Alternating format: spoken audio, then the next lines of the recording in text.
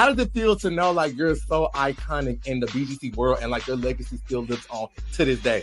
It feels good. It feels good because, like that doesn't happen for everybody.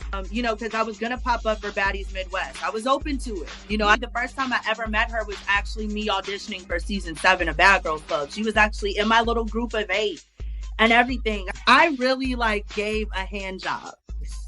And the producers ran in and was like, no, Judi. How did you feel about her, technically jumping into the fight? Yeah, I didn't know until I saw it back, and I just thought that was so weak. It's 15 minutes if you do it wrong. Mm-hmm. But if you do it right, it can be more than that. That was magic. I got the voodoo for you bitches.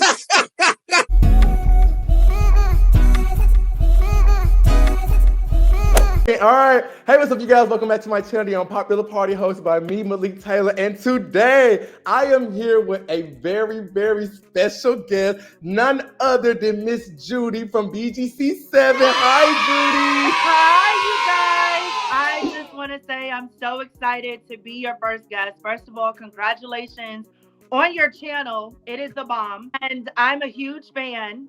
So I'm excited to be here. I love your videos, and I just want to start off by saying I love your channel, not only because the content is good, obviously, but also because you are factual. There's a lot of people out here on YouTube that literally, bait clicking and just false tea, and they think it's funny. A lot of blog fan pages, they think it's cute to because you guys actually have the power to manipulate situations or manipulate how the fans perceive things. Like the blogs do it too all the time. Like the Nicki Minaj hate train. Somebody started that, and it was the blogs. You know what I'm saying? So I appreciate your authenticity, your work. I went to school for broadcast journalism, so I'm big on facts and just research, and everything you say is literally, I'll be watching your videos and I'll be like, oh yeah, he knows what he's talking about. And today we are here to get, like you said, the facts and talk to Judi, because Judi, I don't know if you know, but not only one of my favorite BGC girl, but you're so iconic. How does it feel to know like you're so iconic in the BGC world and like your legacy still lives on to this day? It feels good. It feels good because, that doesn't happen for everybody. In reality, when I went on season 7, and I know we're going to get into all of this, but, it's 15 minutes if you do it wrong. Mm-hmm. But if you do it right, it can be more than that, so, and just for people to love me and stuff, I love that. You know what I'm saying? Because I see the girls that aren't loved and are hated and just gone. And I'm just like, I can't even imagine, no shade, but it feels really good because I was really myself on the show. Yes. All the time. I wasn't I didn't have a game plan. I wasn't okay, I'm going to act like this, do this, because in that situation, even if you do have a plan, it's not going to go the way you think it is. Like, for instance, I didn't think I was going to fight anybody on the show. I was like, I'm cool as hell. I'm not going to get into no fights, and I got into the most, so you never know, but I'm very thankful. It's a hard, people don't play. They will drag you, so to be loved, I'm honored, you know what I'm saying? Because I'm nothing without the fans. So I'm thankful, for real. And see, like you said, you are loved, and without the fans, you're nothing. And like you said, your fan base is a big part of you. So we could do a typical interview where we start off with, okay, this is Judi, But I say, let's give the fans a bit of a nostalgia spree, and we get into Judi top 5 OMG moments across the Baddies, BGC, Baddies. I'm excited. Let's go. It's a stepping stone, but we have to talk about this. Judi, absolutely. Your career spanned over so many areas and years, so we have to talk about all the good, the bad. We have to talk about it all. So are you ready? I'm ready. Let's go. Okay, so this is the list that I came up together. If you felt like it should be different, put that in the comment section below. But I want to start off with what I feel like is your number 5 moment of your career. And we have to top it off with talking about the Baddies ATL thing versus Sydney Star, okay? Oh my God. Why? I don't fucking like you right now. You called up to Bad Girls Club production and told them not to put me on the show when I was out in LA. Who did you tell that you was in casting? I had that much I really that bad. Real bitch. Why are you acting like this as soon as the cameras are rolling? Goofy. I got that much pull and I'm really that bad. What you did do, you did make sure that I wasn't an original because of that shit. But they made me a whoa. So Judi, let's take it to the beginning. Tell me your thought process in wanting to do Baddies and work with Zeus, Natalie, all these crazy girls. Like, what did you think was going to come from this when this project was just starting off in the OnlyFans area? Like, what was your thought process in there? Okay, so to be honest, I didn't want to do it. Like, I did not want to do it. I was so obviously when it was first brought to my attention, it was like October of 2020. So we're going through COVID. You know, I was going through just, you know, everybody was going through their own thing. You know what I'm saying? And I was so ready to kind of like, obviously, I'm always going to be known from Bad Girls Club. That's never going anywhere, especially with the internet now. It's everywhere. It's on Tubi. It's on Roku. It's everywhere, you know. Yeah. So I was just rewatching the season the other day. Right. So, but basically where I was, to be honest, I was like, okay, I'm about to rebrand. You know, like I was just like, you know what, I'm ready to rebrand. Like I wanna do more stuff. And I know we're gonna get into all of that. And thank God I did end up doing more stuff. But I was just like, I really, you know, because at the time Bad Girls Club was over, you know, so I was like, all right, what's next? You know what I'm saying? Like, what's my next chapter? So when they came to me in October 2020 and was talking about, you know, doing Baddies and, well, they didn't call it that yet. They were like, Bad Girls Club, we're going to put it on OnlyFans. It was like the Reloaded, right? Right. Bad Girls Club, Bad Bitch Reunion. It was Bad Bitch Reunion. And they were like, you know, it was a group chat. I mean, it was with girls I haven't talked to in years, like Rocky. I mean, we were all up in there. Well, the creme de la creme of the bad girls, you know, like the Rockies, the Red, me. I don't know if Camilla was in there, but it was a lot of us. Tanisha, I remember, everybody. If I'm not mistaken, it was girls like, you know, Erica, the twins, Tiana came in later on. Yeah. So we were all in this group chat. And basically, Natalie was like, you know, yo, look at all the money Blueface is making from his OnlyFans, his Blue Girls Club. They're making millions. Imagine what we can make as the actual bad girls. So I'm like, you know what? You're right. You know, like, because I see it. It's all over the internet. I'm like, you know what? Why not? Like, it is 2020. We've all been, you know, locked down. So that means I wasn't doing as many, like, club hostings and appearances and stuff. I have bills to pay, too. Let's go. You know, why not? You know, let's do it. But then as time went on in the group chat, it turned into like, we're not going to be using cameras. We don't need a production team. We're going to be using camera phones. And I know Erica has talked a lot about this, Lucci V or whatever. And I was like, you know, whatever. But I decided to dip out as soon as they started saying we would be doing OnlyFans content. Like, I'm like, the fans don't want this. Like, the fans are ready for us to bring BGC back, not for us to bring ass and titties. They you know what I'm saying? They want to see bad girls, not naughty girls. Right. Not, you know, and I no knocking sex workers and of course. And stuff, but I'm not that. I'm not. That is not nowhere near my brand. Of course, I've done sexy shoots and magazine shoots, you know, but my core fan base does not want to see my ass and titties. You know what I'm saying? So I'm like, this, you know what, this ain't it. And then I was arguing with some of the girls in there and I was like, you know, y'all got me up already and we haven't even started it, you know. So I was like, I'm out, you know. I was the first one to dip out and then Tanisha was the second, and then ultimately it kind of fell apart. And then whatever happened between October of 2020 to December, you know, Natalie called me. She was like, Judi, I know, you know, we kicked so and so off, you know, they're difficult to work with.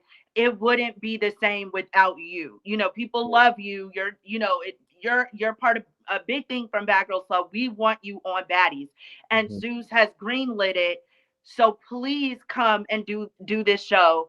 And if you're down, Lemmy is about to send you your flight right now. We're filming in Miami, you know, like the car pull-ups and ultimately the cast and stuff. So I was like, okay, you know, whatever. But I promise you, G, I wasn't like, until the day before catching my flight, I was still on some like, I don't know. I don't know. You know what I'm saying? I don't know. Like, how are we gonna it's do a this? lot. You know, it's going. I haven't been around these girls in almost like what 17, 18, like about 3 going on 4 years. I know what it's like to walk back into that situation, but the way that it was pitched to me was this is going to be a Real Housewives type of style show. Yeah, We're and going to that's what we show saw, like Love and Hip Hop style. yeah, like we're gonna show what we've been up to since the last times our fans have seen us. Like we're gonna show our businesses, like our homes and stuff. And I know, of course, with any show comes drama. I know that. I'm a reality star. I get it. I understand the assignment, but how it was pitched to me was a little different. And I was like, you know what? What the hell? What can be? It can only. I mean, it may not be the best, but it can't be an L if I'm getting paid, right? Right, So I was right. like, it. I hopped on the flight, went to Miami, and then it turned into, you know, baddies So I ultimately. gotta ask you, what was the energy like coming into like the whole Zeus background, and like what was the energy at the time in the 2020 aspect? Um, it was, and mind you, when we went to Miami, it was now January 2021, but still Mhm. fresh. We were still in COVID. Even us filming baddies, so many people are like, "Oh, it sucks. You guys didn't go anywhere." We couldn't. Yeah, It because was it's COVID. We were still still restriction, it's still right. limitation. It was still locked down, and that's ultimately why we chose Atlanta, because out of anywhere in the US, Atlanta was still a little open, you Yeah, know.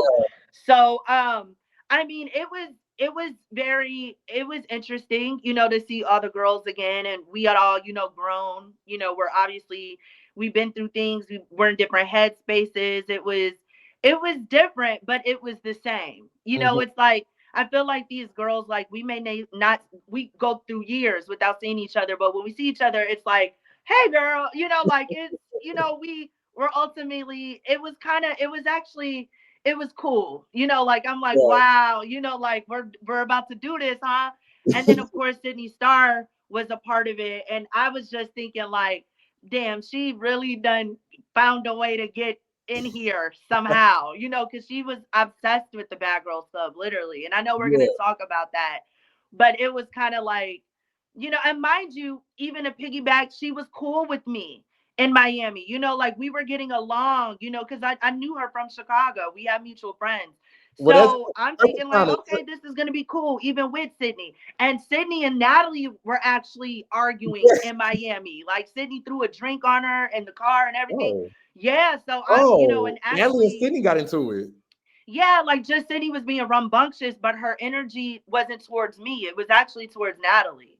Oh, So, you know, and we had to sit down. The live is everywhere on YouTube. It was when like we all went live in the house in Miami, and I had a red wig and I was on there a little bit, and Seven was on there. But basically the conversation off camera, Natalie was like, yo, you're not gonna be doing this to me because I'm the reason you're here, type mhm. shit. You know, all of that, you know, the drama is cool, but you're not gonna direct that to me. It's not gonna be You know, towards me right, because right. yeah. So but even I was thrown off guard once I did come to, well, I live in Atlanta, but when we started filming in Atlanta and Sydney had all that energy towards me, you know, but come to find out, because Sarah told me, like, yeah, Natalie told her to do all that, you know, she told her to bother you and, you know, act a fool with you, you know. So she has some type of storyline where it makes sense why she's on the show. Yeah, and I was about to say that's perfect time because literally my next question, we're going to talk about Natalie because you're kind of going viral right now in the Twitter and TikTok realms because of your conversation on your podcast. We're going to get to Telling the truth, telling that. the truth, We're going clocking to the get to that. tea.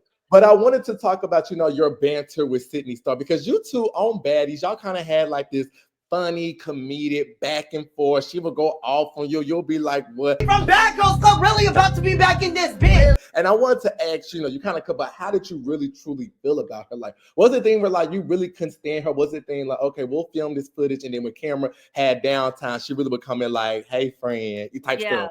So I'm gonna be honest. Like I said, me and Sydney knew each other from Chicago. I actually, the first time I ever met her was actually me auditioning for season 7 of Bad Girls Club. She was actually in my little group of 8 and everything. I did not know she was trans. You cannot tell. You know what I'm saying? I Yeah. thought she was a very pretty girl.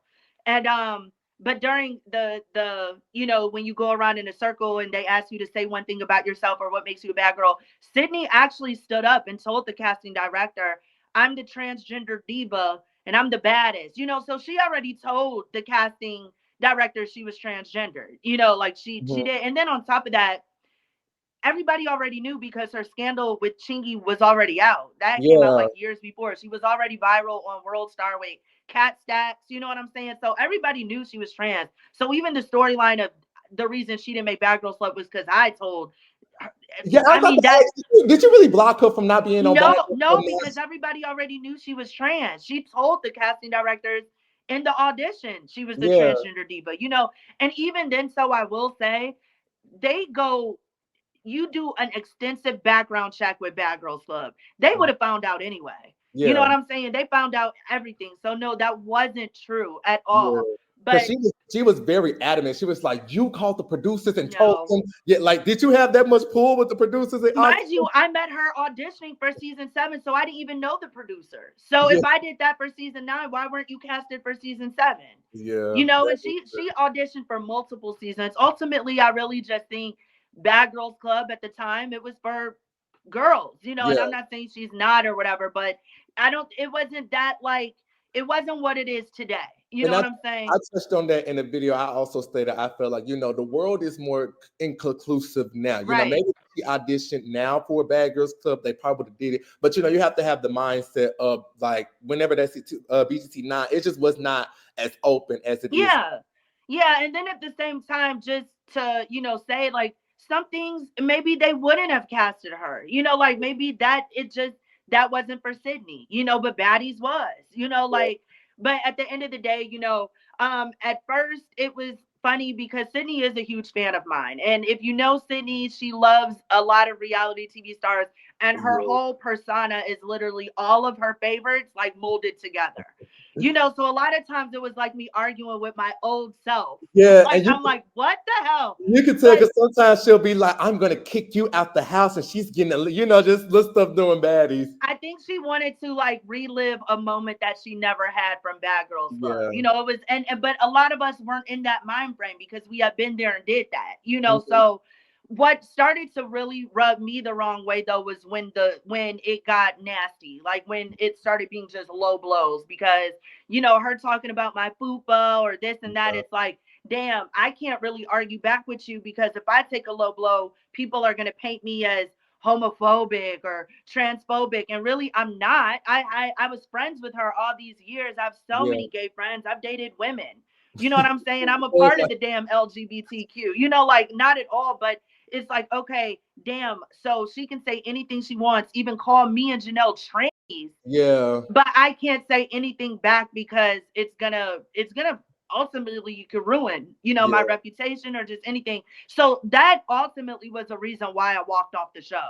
Because I was like, it ain't getting no better. I would have conversations with Sydney off camera. We would be cool as hell. I'd be like, can you stop, you know, doing that on camera? You know, it's getting to be too much. And she'd be like, you know, I love you, girl, and stuff. And then as soon as the cameras would come on, she would it's do it again. And it's I feel like it would get worse. So yeah, I'm like, yeah, you know what? It's just this, I've had enough. You know, ultimately, I've had yeah. enough. So I left to save me, you know, to just, I wasn't being respected, sharing a room and stuff. I was like, you know what? Like, I don't have to do this. I live 45 minutes away. I own my own house. I can go home and live how I live. You know what It's I'm like it's saying? time to You know, go. and I given them enough chances. And Tanisha batted for me too. She was trying to get me my own room, but you know, ultimately I get TV purposes, but after we film when the night turns down and stuff, I should have still been able to have some place to get my mind right, get myself together because I do have anxiety. So dealing Yeah. with Sydney 24/7, and then she's lubricating herself up and doing OnlyFans stuff right next to me and stuff. It was just I was so gonna disrespectful. I was gonna ask, did they really was that like a real they really tried to put you in that couch in that room and then like because I was like maybe that's just a TV moment and then like No. because in my head, in my thought process as a viewer, I'm like, none of these girls are staying here. They're either staying at a hotel. Were they really trying to like put you in that little area? Yes, they were. And Tanisha was the only one with her own house. She really did have a bungalow. Like I said on the show, I was like, Tanisha coming from a bungalow. I'm like, sis, you've been in your bungalow. How dare you? Like everybody else had their own rooms. And I was just like, you know, this is ridiculous. Because just saying how I grew up as an only child. So I'm Mhm. always used to my own space. Even living in the Bad Girls Club houses was a lot sometimes, you Yeah. know. And one thing that people say when they do come to my house is like, wow, Judi, I'm so surprised your house is so like, it's very pristine, it's nice. I have OCD. Yeah. So even living with Sydney, where I am now in my life, as at the time I was like 31, a 31-year-old woman, Mm-hmm. and Sydney lives like a mess, and she still lives at home with her parents and stuff. It was a lot, not just dealing with Sydney, but then she would blast the heat at 85 degrees, and it was like the end of February. It's like And warm in you, Atlanta. It was just so much, and I was it's a like, I lot, and can't you're do it. overstimulated. You're Yeah, high. There's stuff overstimulated. I going was like, on. I'm done. I left my luggage there and everything and had my homeboy come get me. I didn't even care about my suitcase. It And was just, Lemmy literally called me. He blew my phone up. He begged me to come back. yeah. And I was like, no, I for once I'm not doing it. Like, no. And at the same time, I didn't know if he wanted to get me like on camera leaving the house or if he was gonna set me up with some Sydney shit, if I was gonna walk in the Mm-hmm. door and she was gonna throw some shit on. I was like, I'm over it. You know what I'm saying? Like, I'm over it. So my Because I homeboy was, went back to the house a couple days later and got my luggage yeah, for because me. I was gonna ask, like after that season, we didn't see Judi no more on Baddies. Like, No. after that, they went and they did and I was gonna ask, was that a personal decision or a production decision? But you're telling me now that was a personal decision and you just had Yeah, to. it was personal. I just didn't want to do it, and then when season 2 came around, I didn't there were some sayings, like some girls have been saying, like Natalie's plan is to just jumpstart the Baddies franchise with the popularity that the Bad Girls have, but Yeah. eventually she's gonna X everybody out anyway, Mhm. and do it her own way. But so when season 2 came around and I saw the cast and stuff, I'm like, oh, that ain't even Bad Girls Club at all. You know what I'm saying? Yeah. Like that, and then it did find its audience. Baddies Mhm. did, and then it totally, by season 3 it went into a whole new direction. Yeah. And now what it is now, you It's could tell Natalie completely doesn't have anything to do with it. Like it's obvious that yeah. Lemmy and Zeus, it's their say so. You know what Yeah. I'm saying? Like you could just tell that it's a completely different show. Mhm. In all. And perfect timing with that because I want to take that pin out of Natalie because, like I stated, you're kind of going viral on TikTok and Twitter for your thought process of the current state of Baddies. No, y'all, like she is not ghetto. She is not No, hood. the whole your mama's name is Karen, your mama is white. It really is, and she claimed to be white. It is and so crazy. She was talking bad about dark skin for years. So crazy. I mean, to be honest, y'all, I Yeah. feel like she goes home and laughs with Jacob all night because she is not ghetto. She's not from the hood. Yeah. She doesn't. No, you wanna know She why? knows that she makes money off of the black culture. Community. Yeah, but the also, black culture. No, but this is the thing, Judi. When people continue to lie to themselves, they start believing their lies. Man. It's like you get in a car accident and you be like, oh, my neck hurts, I hurt my neck. And Yeah. the next thing you know, your neck starts to hurt because your mind is bigger than anything else. I think she honestly believes that she's hood. No, and that you know what it is narcissism, and Yeah. narcissists are known to Right. pick up on other people's personality Yeah. to create a false ego, a false sense Because of you self. sure was white in Puerto Rico Yeah. with a white mama and an I mean, they all-white can watch, Catholic and I school. hate that, the Yeah. younger kids are growing up on Baddies. Y'all need to go back and watch Bad Girls Club. That will tell you everything you need Yeah. to know about anything. And it's narcissism. She's Mm-hmm. copied stuff from you, copied stuff from me, and her whole swag right now is from Stunna Girl. Like, everybody knows. So she's a replica of Stunna Girl? Yeah, she used to not Wow. wear her hair like that or clothes Yeah. like that and stuff. Like the So Krazi Podcast, I'm a fan. Yes. Early club, we're gonna talk about, but like you stated on that TikTok or on your podcast, the show is kind of like a mess. It's a liability. People are losing their teeth, and like you said, it has found this audience, but what we thought it was going to be is completely different. Completely different, yeah. Yeah, like we thought we was going to see the BGC girls, but maybe in like a Love and Hip Hop like, or maybe like a Real Housewives like. It's just It went backwards, and it's a lot of, I see, obviously I don't watch the show. I swear I don't. I'm not a liar. I would tell you if I watch the show, but I really don't. But I see everything on the internet. You can't miss it. Like the For You page, none of that shit is for me, but I have to see it. I see it. And I'm just like, I see a lot of I know comments. you're a They're bad like, girl. yeah, I see a lot of comments. They're like, this is like Now That's TV now. Like, am I watching Now That's TV? It ain't even Zeus, so I'm, it did go completely in a different direction. And it's annoying to me because I feel like it's kind of, and it's not Bad Girls Club. It never was. Even Baddies ATL was not Bad Girls Club because Sydney was there. So that was already not Bad Girls Club. But it's annoying to me because it kind of, the legacy will always be there with Bad Girls Club. But it's annoying to me because some girls be up on there, like I think Sukiana was on the audition, she hosted the auditions for one of the seasons, and Yeah. she's like, "What makes y'all a bad girl?" And that grinds my gears because, baby, that is not Bad Girls Club, and they are not trying out for Bad Girls Club, and none of those girls besides Jayla now are bad girls, so I don't like it. It kind of irritates me because I'm like, like it kind of just tainted the legacy. Like, none of these hoes are bad girls. And like, what are y'all talking about? We're seeing a lot of crossover from like people from VH1 jump ship. Yeah. We're seeing people from like the media jump ship into this stuff. And it's like, did you ever, with being a part of the original cast, did you ever foresee it getting to this point to where, like you said, you don't watch the show, but at the auditions, they're telling people, fight for your spot, kiss people for your spot? Because what you said on that podcast, a lot of people agree with. Did you ever foresee it coming to this point? Because it feels like it's uncomfortable.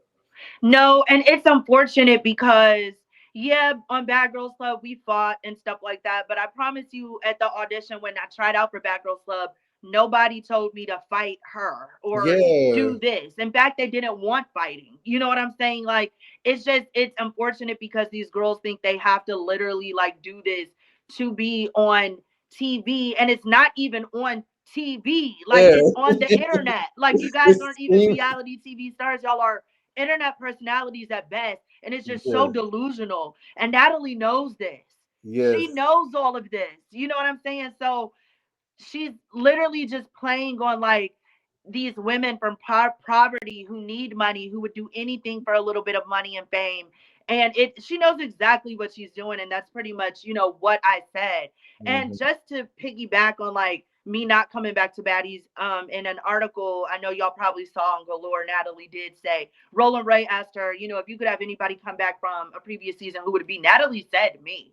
She said, I don't think, she said, I don't think, Judi really got to feel the real, like it was just the beginning, we didn't know what direction. And I would agree with that. Like, these girls, their followers shoot up to like 1 million with, overnight and stuff. And a lot of them are kids, like, but still, like, like it is a lot of clout, for popularity, maybe not for the greatest things, but it's still that clout will transfer into other things that you do. You know what I'm saying? So I get that. And I love that she did give me my flowers. I'm open about that. She knows I'm an icon from Bad Girls Club, and she did give me those well-deserved flowers. But she personally told me that, because I was gonna pop up for Baddies Midwest. I talk shit about it. I do, and what I say is true. This is exclusive. What I say is true. Okay. But I have bills, and me popping up in Chicago, where I'm from, with my real life friends, I think that would have been cute, and I would have actually gotten paid for it. Unlike Sydney, who just be following them and popping up for free, But ultimately, she told me that like the show is in a completely different direction now, and the Bad Girls thing is done. Yeah. So for anybody who's still hoping to see, there might be maybe one Jayla, on the show, but as far as like what y'all are hoping for, I think that's pretty much over. It's totally in a new direction, and like it's. And also a lot of those women on the show from VH1 and stuff, you could tell they really wanted to be on Bad Girls Club, but like Mariah Lynn was a fan of mine. She used to follow me and stuff before she was on Love. These girls are ultimately bad girl rejects. And it's like women in their 30s trying to relive a moment they never had. And I'm not throwing shade, y'all. I'm just speaking facts. It's just the facts of the situation. It's the facts. No, and what you say is true, because I know some girls that's on Zeus Network from either Johnson's Cabaret and stuff. They make tweets of how like they threw, throwback, this today I went for my Bad Girls Club audition, or just they wanted to be on the show. Now, of course, everybody. And it's funny because they used to try to throw shade at us all the time, like not include us in anything. And it's like, baby, we are it. Like, they tried to downplay the BGC girls, and now look at everybody. They want to be the everybody, BGC literally everybody. Now, I do want to piggyback on what you said about you maybe possibly popping up on Baddies Midwest at the time, because I was going to ask that. It's Baddies Midwest, and it's filming in Chicago. We all know you're from Chicago. Now, I remember when that video went viral of you speaking on Bad Girls Club, Natalie Nunn did try to clap back, and she was like, "Oh, Judi was begging me to be on my show." How do you feel? Do you have any thoughts you want to say about that? She's delusional, and a lot of those texts, like what she showed, you could tell that like she deleted a lot of the stuff she said. Like she only kept me. So it looks like I was just blowing her up and like bagging her, and that's just not the case. We were really having a conversation, and I was open to the cameo, but mind you, I would have never been open to a cameo if she didn't say she wanted to bring me back on the show. She said that. It's on press. Yeah, It is forever for life. She did say that. So I didn't just come out of nowhere and start texting her like, "Oh my God, please put me on Baddies." Like that's not what happened. You know what I'm saying? Like she said she wanted me to come back, and the conversation did happen. You know what I'm saying? And I mean, these girls are supposedly getting what $100,000 or something. Why wouldn't I pop up for a quick little hot second? The show is trash, but two things can be right at the same time. I want to pay my bills, but this show is fucking garbage.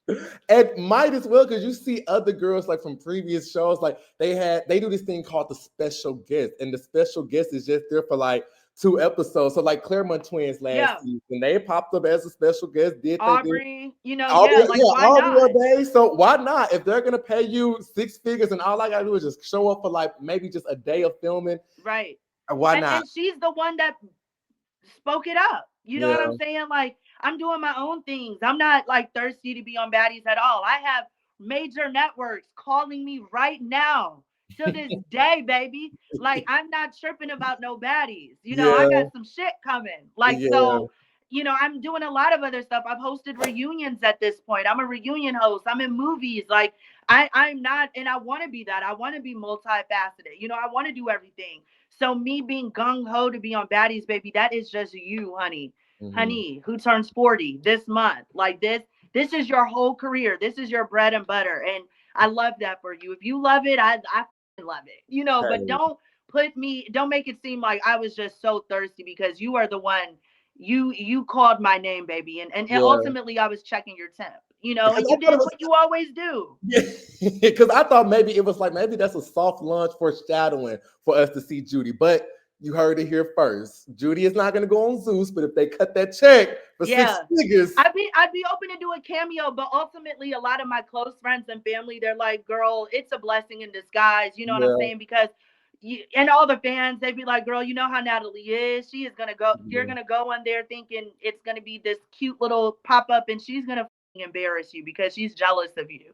And I'm like, you know what? You're right.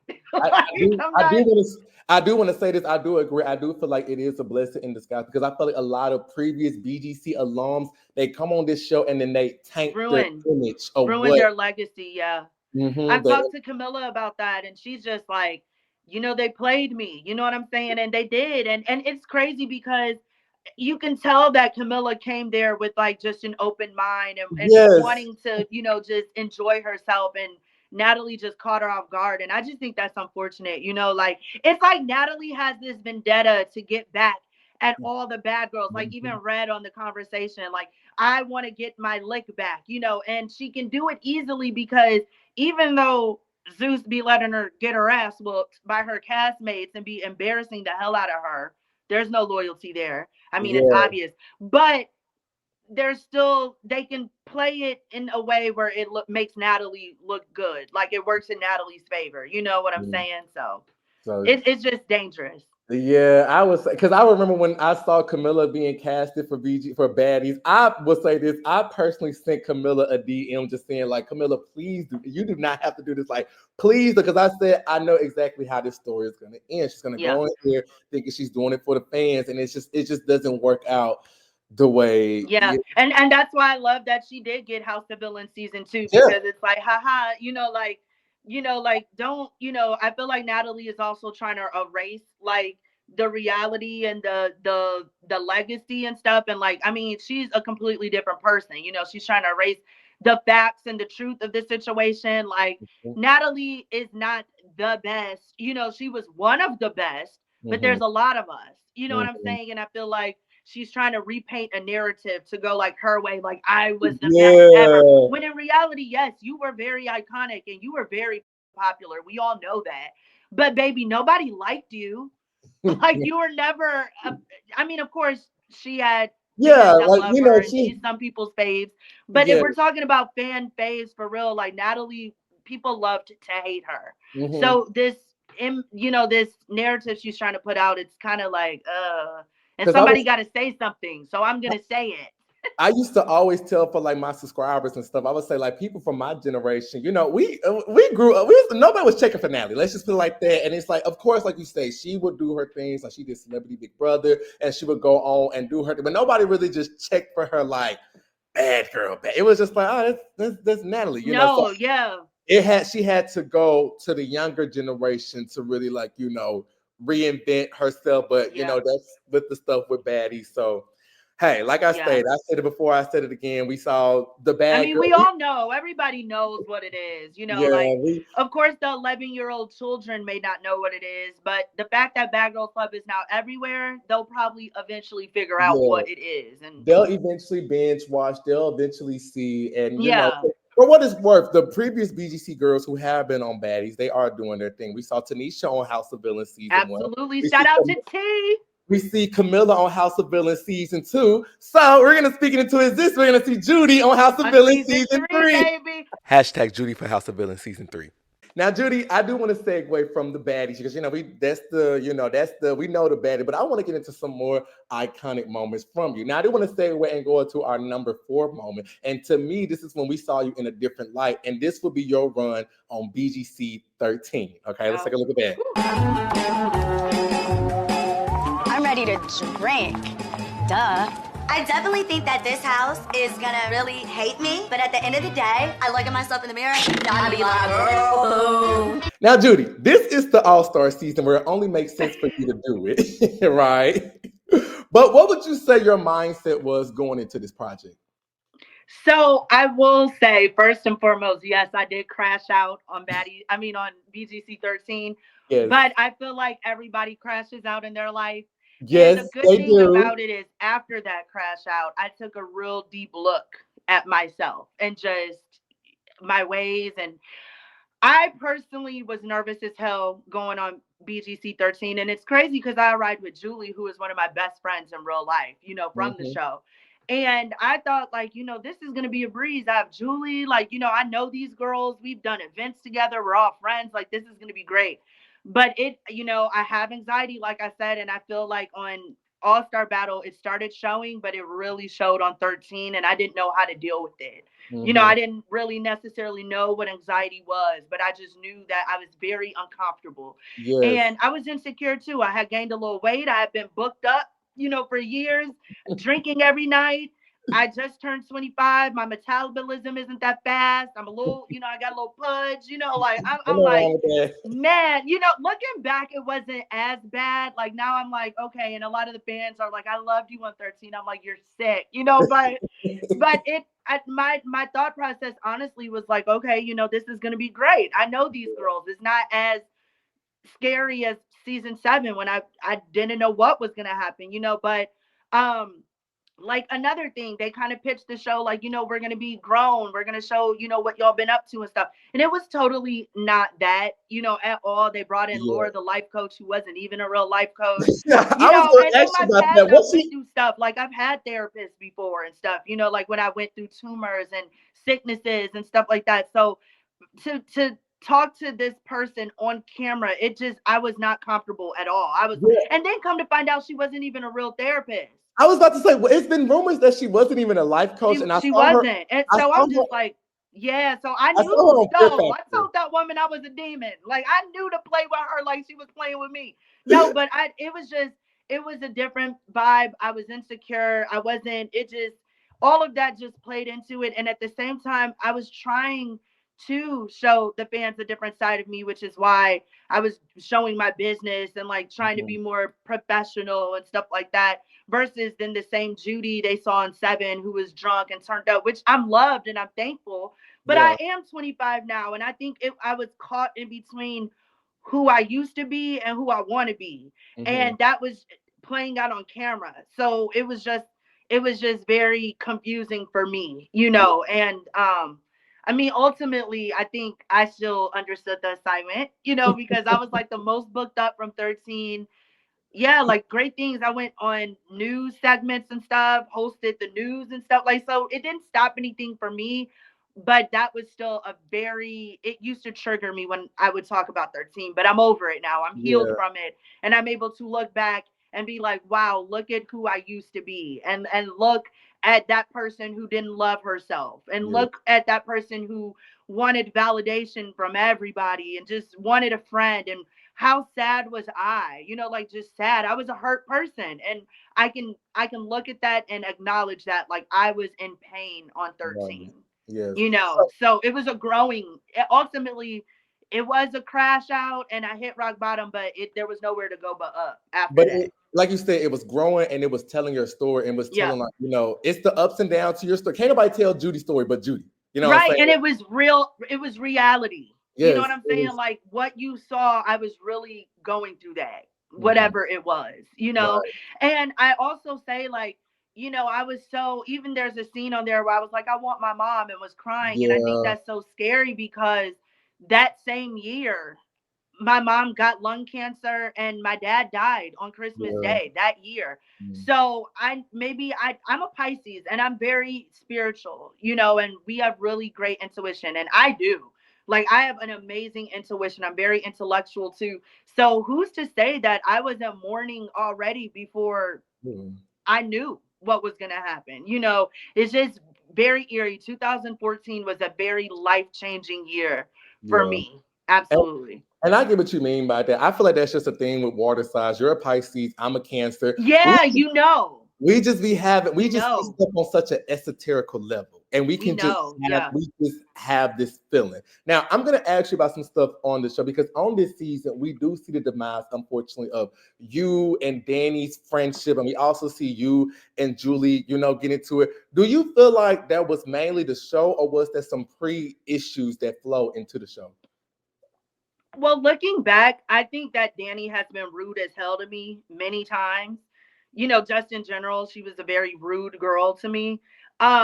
So even that, I won't say too much about her, but I don't think she liked me ever, and I had been at her house before in Boston and stuff. I think that she tolerated me, but I don't think that she ever really liked me, and that just shows in her actions towards me all the time. She belittled me, just all types of stuff. And it's funny to see where she is now because where I am or where she is, it's like, like be careful what you say and what you put out there, because you're going to get it back. But, I'm calling me a mental patient and I need padded walls and stuff. And now she's literally like a mental patient, no shade, but no shade. I mean, it's a fact. And it's just funny to see like, oh, remember, don't forget, what you said. But we see on the first episode, her like snatching you. Judi, get your hand off me. And the hair, like it's a lot. Yeah, and and I feel like at the time I just kind of let people do whatever they wanted. And it's crazy because I'm necessarily not that person. I do stand up for myself. I always have. So in that situation where I just wasn't, you could tell that I obviously just had low self-esteem, on that season, to be honest, for whatever reason. But me and Julie also, we talk about this all the time. Julie was going through the same thing I was going through, just dealing with it differently.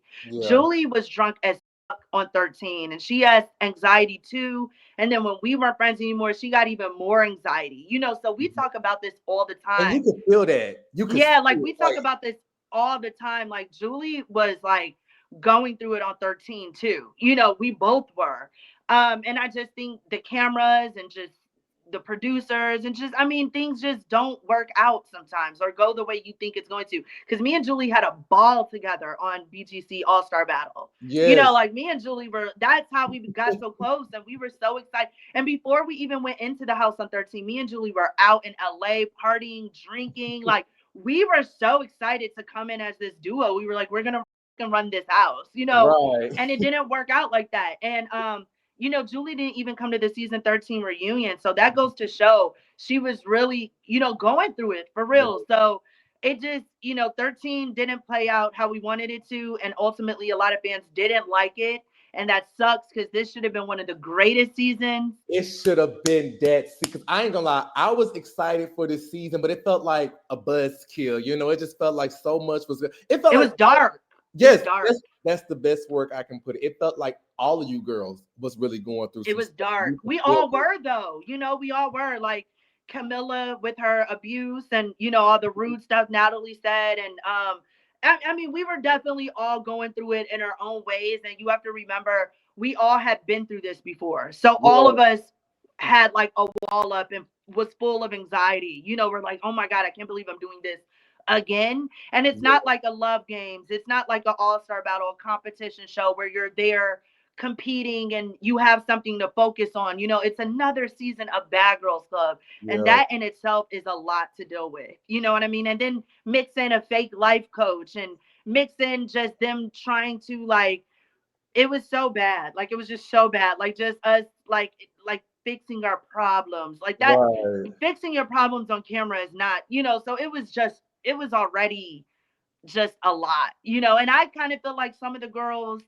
it could have been different girls. You know what I'm saying? Like, we're talking about are we talking about all-star cast? Some of those girls weren't all-stars, in my opinion. No shade. I had heard that other girls had auditioned and other girls were supposed to be selected, and it was also supposed to be like other girls to come in as replacements, and all we got was Rima. We'll never know. but I didn't like Rima then, and we're not cool or friends now, but I will say I love her spiritual journey, and I think she's a beautiful girl. But I think them bringing Rima in to replace me, Natalie, and Red was insane. That is 3 really big personalities. And I think they were thinking they were going to get Rima from how she was on 9, but she wasn't. She was a different Rima. So it was that I personally heard that they were disappointed with the choice that they chose. And also, as far as like girls auditioning and stuff, they're always going to reach out to girls and be like, are you interested? That doesn't necessarily mean you're going to get casted, 100%. So like, even when I said you weren't casted to show and such, like you weren't, you were offered, like you were asked, like, are you interested in being casted? If you were casted, you would have been on the show. So because we definitely saw some girls auditions and stuff, but like you said, with Rima coming in and trying to fill like those positions, it was at a disadvantage. But I will say a lot of the girls who, let's just say I maybe didn't like them before, I really took a liking to them this season. Like Judi was one of the girls, like, I'm not gonna lie, unpopular opinion, I've always had a soft spot for Judi. I always had a soft spot for Judi, even on season 9, because I was like, she's just playing the Bad Girls Club game. But really on 13, I was like, she's an amazing person, like amazing. And I personally feel like Julie ran her season. She did. She was that girl, and she understood the assignment. And I love Julie. Like, even with House of Villains, like, I think that she would be great on it too. Like, and hypothetically speaking, if I get on there, I'm definitely gonna say Julie needs to be on this show. You know what I mean? Like, Julie and Julie for season 3. Yes. And I just feel like Julie is like a real life friend. Like, we talk all the time. Like, if anybody really knows my business or my tea or how I really feel, Julie does. Like, she is my girl. And I do think that she needed her redemption, and ultimately she did get it on 13. Some of the girls did get their redemption on 13. Like, people even like Danny, and I'm just like, huh? But like, it is what it is. Like, like Julie, she's one of those girls. Like, I would, tell Julie if she would love to come on the popular party, I would love to have her and talk to her. She will love it. I'm literally, as soon as we're done, I'm gonna text her and she's gonna be like, I'm gonna give you her number and her your number. That's already done. She would love to do this because Julie is amazing. Like, I love me some Julie, but I have so much to say. Team Julie. I do want to piggyback on BGC 13 real quick, because we do see another storyline play out on this season that we start to see play out in general. And this is where we start to see Natalie try to come in and be a big sister and try to be a big sister to Judi. But behind the scenes, she's playing with you. I know Danny and everyone keeps saying that they're your only friends. That's not true. I'm your friend too. I want to be your friend. While we're here, we're going to be friends. I promise. I'm literally playing Puppet Master right now. What do you make with that? That kind of sucks, because I will say Natalie did do nice things for me, but that's another thing that I'm learning, or I have learned. Like, just because somebody is nice to you doesn't mean they're a good person, or that they like you and stuff. A lot of stuff people are manipulative. You know, people, the devil is a liar, you know. So when I did see that back and I saw how much the girls did care about me, because I was the opening fight. You were the storyline. You were the opening on every season, baby. On every season. No, but I was, and it was so crazy because I'm like, dude, I am tripping on this season. And it was like always me. Like, even when I wasn't in the camera, it was like Judi. I'm like, oh my God. Yeah. But you know, that's unfortunate because I did think, you know, she was being nice to me, like doing my makeup and hair, and it was cute, you know, but I get it. I understand, like, that doesn't mean she's your friend or that's a good person. You know what I mean? But I will say off the show, like after 13, me, her, and Sarah were extremely booked up. We did bookings together. I've been around her for real. And we got money together. You know, we did. But as far as just how she was playing me, you know, like that's corny. You know, like, okay, cool. Like, you know, cool. Good for you and your vagina. Like, you know, like what? Like, cool. Good like, for you and your vagina. Like, yeah, Natalie, you're trash. Like, you know, like what? Like, I was genuine, you know. So, and I think, you know, I was, like I said, I was at my lowest and stuff, and she probably kind of played on that and took advantage. It is what it is, you know. But unhappy people do miserable things. You know what I'm saying? And it's obvious she's not happy, you know what I mean, at all. Even till this day, she's not. So, but do you feel like there's always going to be some type of, I don't want to say gravitational pull, but do you feel like it's always going to be something that draws you and Natalie together, you know, just because of, you know, stuff like that? I will be honest. I think we both recognize we're them girls from Bad Girls Club. Like, it's a fact. Like, we know that. Even Tanisha mentioning my name, like, she knows, you know what I'm saying? And I know that Tanisha's that bitch. You know what I'm saying? I think it's always going to be that. You know, I personally don't think after Natalie's season, there was a girl that was as big of a force as what I was on 7. Because if you think about it, on 5, Oxygen brought her back on 5 to make an appearance. They brought her back on 6 to make an appearance. On 7, they didn't bring her back because we didn't need her. You know, and that's just a fact. And I think, you know, Natalie recognizes that. You know, she knows. Yeah. You know, and I just think, you know, I think there's always going to be that respect between us.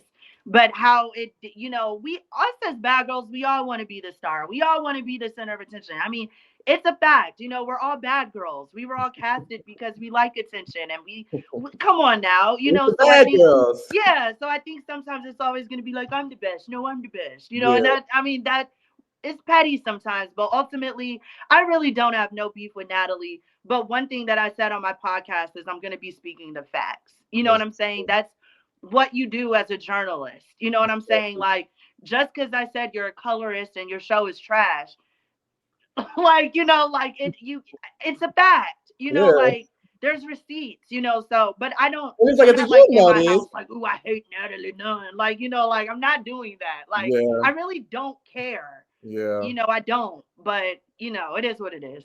So segue back to BGC 13 real quick, and we're going to talk about the moment when they sent you home. Now, when they sent you home on BGC 13, because this is, you know, sparked a lot of debate and stuff. Do you agree? Because some people feel like they shouldn't have did it, or some people feel like, yes, this was the right call. How do you feel about that when the producers said, look, Judi, we don't think you're in the best state of mind right now. It's time for you to go home. What do you think about that?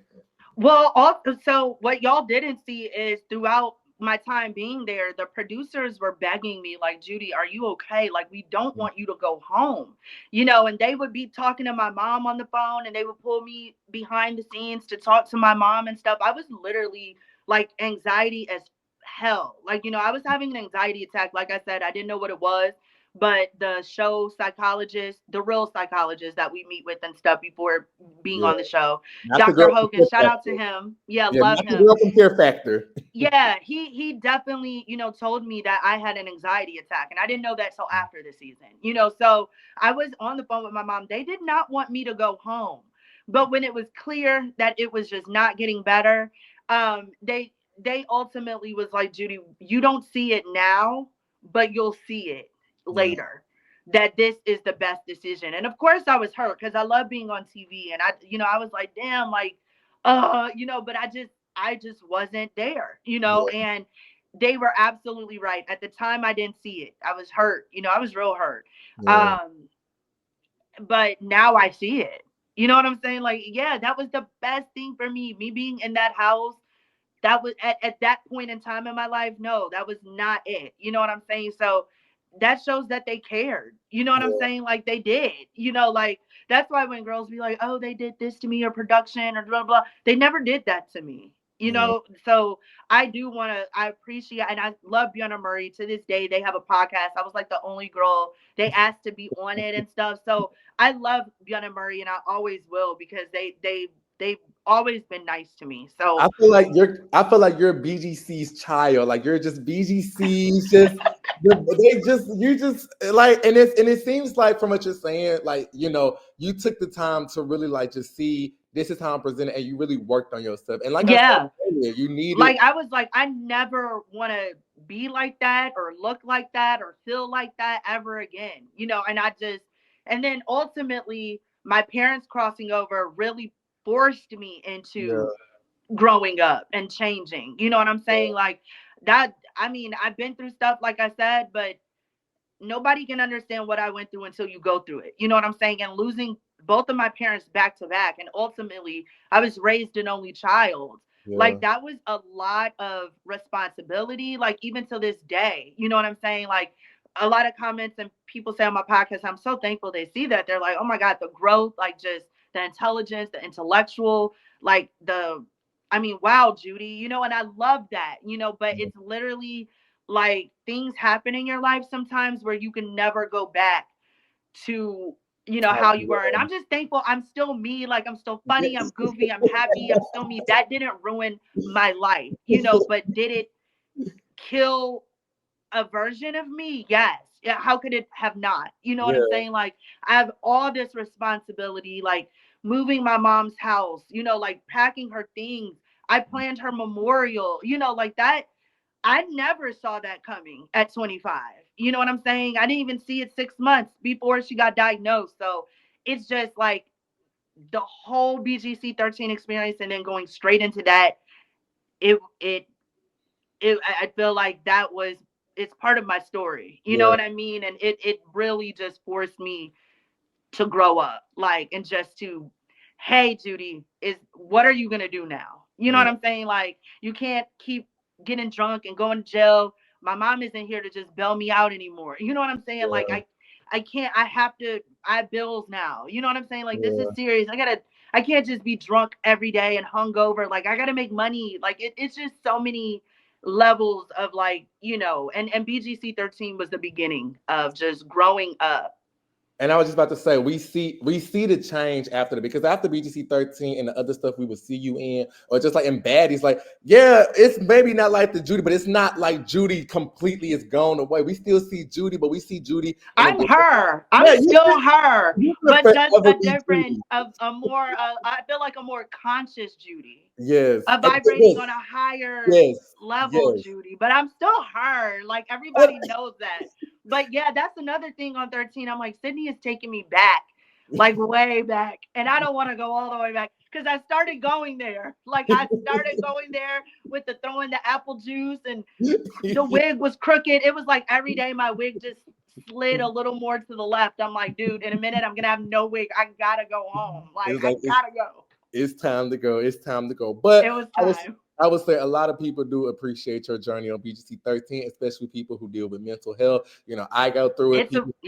It's a real thing. It's a real thing. And I don't think that it should be looked down upon. Like I talked about it a little bit, but Danny saying you're mentally ill. Like, girl, we all are. Like, who isn't? Like, who isn't? Like the littlest things is considered mental illness, you know, and I don't think that people should shy away from that or feel embarrassed or feel bad. Like, sometimes there's still people like she needs to be in a mental institute and they're like saying it from behind a Abbey of like Buttercup. And I'm like, who is it? Like, you're mentally ill too. Exactly. You know, like you were just the first one to be open, honest, and this is me. Like, hey y'all, I'm mentally ill. Like, cool. Like, but I just feel like now, especially now, the time that we're in, I mean, I go on TikTok and everybody's just so open and just down to earth and, you know, nobody is fronting no more. Like, you know, hey, this is what I'm going through. This is what I got, you know, and then there's whole communities for stuff like that. You know what I'm saying? Like, I love that because everybody needs help. Everybody needs somebody to talk to. This is not an easy journey. Like, life is crazy and it's going to keep lifing, so, being open about mental illness or having a problem or needing help is not something that should be looked down upon. Like, that doesn't make me less of a person. Like, that doesn't make anybody less of a person. If anything, it makes you stronger, Exactly. and you never know who you're helping, at all. So many people every day write me in my DMs like, Judi, you saved my life. Like, I was being bullied and you made me laugh and you made me stand up for myself, or I have anxiety too, or I had drinking problems too. Like, thank you so much. And all of those comments outweigh the couple assholes who say the most stupid shit from behind a fake page. It's literally deflection, so if I did anything that helped anybody, I did my job, Exactly. And with BGC 13 coming into it, BGC 13 coming to it, and you made some good connection and still with some people who rock with you. Like, I know you and Camilla had y'all spats on there, but you and Camilla are good now. Yeah. Also, side note, I thought it was so funny on BGC 13, the reunion, when Rima ran up on you and you was like, I got your tracks.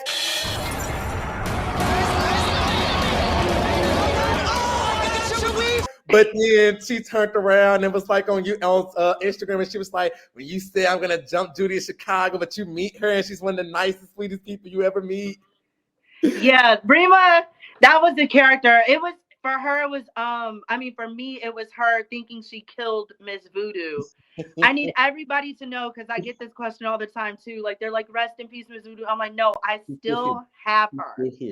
I still have Miss Voodoo. I sell duplicates even to this day, y'all. So if y'all never got a voodoo doll, they're back on sale. I knew to bring a duplicate to the reunion because I knew that's what the girls would go for. I would never bring the original Miss Voodoo around these girls ever again. Like, ever. That is like a trophy to me. Like, it's like a very endearing, like, I love Miss Voodoo. It holds so much emotion and stuff. And it really turned into a real voodoo doll. At that voodoo ceremony on season 7. So I'm not playing with Miss Voodoo. Okay. As you shouldn't. All. And then most importantly from BGC 13, you got your connection with Sarah that's still rocking to this day. Yes. And we're gonna talk about more later. But let's segue into our number 3 most loved Judi moment. We're gonna segue into something a different lighter and something that we see you in a different light. And that is when we saw Judi on All-Star Battle. It's a battle, no runners up. I'm number 1, I do what I want. It's a battle. All right, so Judi, on BGC All-Star Battle, we get to see you finally in a different mode. We get to see Judi, she's competitor. We see the competition. Did you have like some pre-competition experience? Like, did you do sports in high school, stuff like that? Yes. So what a lot of people may not believe from watching me on Battle, because I could have played that game way better. But just a little, I was actually going through my breakup with Matt, who I won love games with. That. Yeah, so I was like low-key going through a heartbreak. Me and Julie were partying. We were having a ball. So I wasn't really gung-ho on winning, but I did want to win. I mean, obviously, everybody wants to win. But I did play sports in high school, and I could have did way better. I played basketball. I was an amazing basketball player, y'all. I'm talking a 3-point shooter. I was a starter. Like, I could hoop for real. I was a cheerleader as well, and I was an amazing volleyball player. Like, they would always put me in to serve when it was a winning point. When, like, the shit was on my back, they're like, Judi. Yeah, and I was about to ask if I'm not mistaken, you did volleyball, because don't you have like trophies and stuff from that era? Yes. I used to they're packed up now, but in my old house, my mom's, I used to always post them all over social media, drunk nights. I'm like, yeah. No, but yeah, like trophies from basketball, volleyball, cheerleading.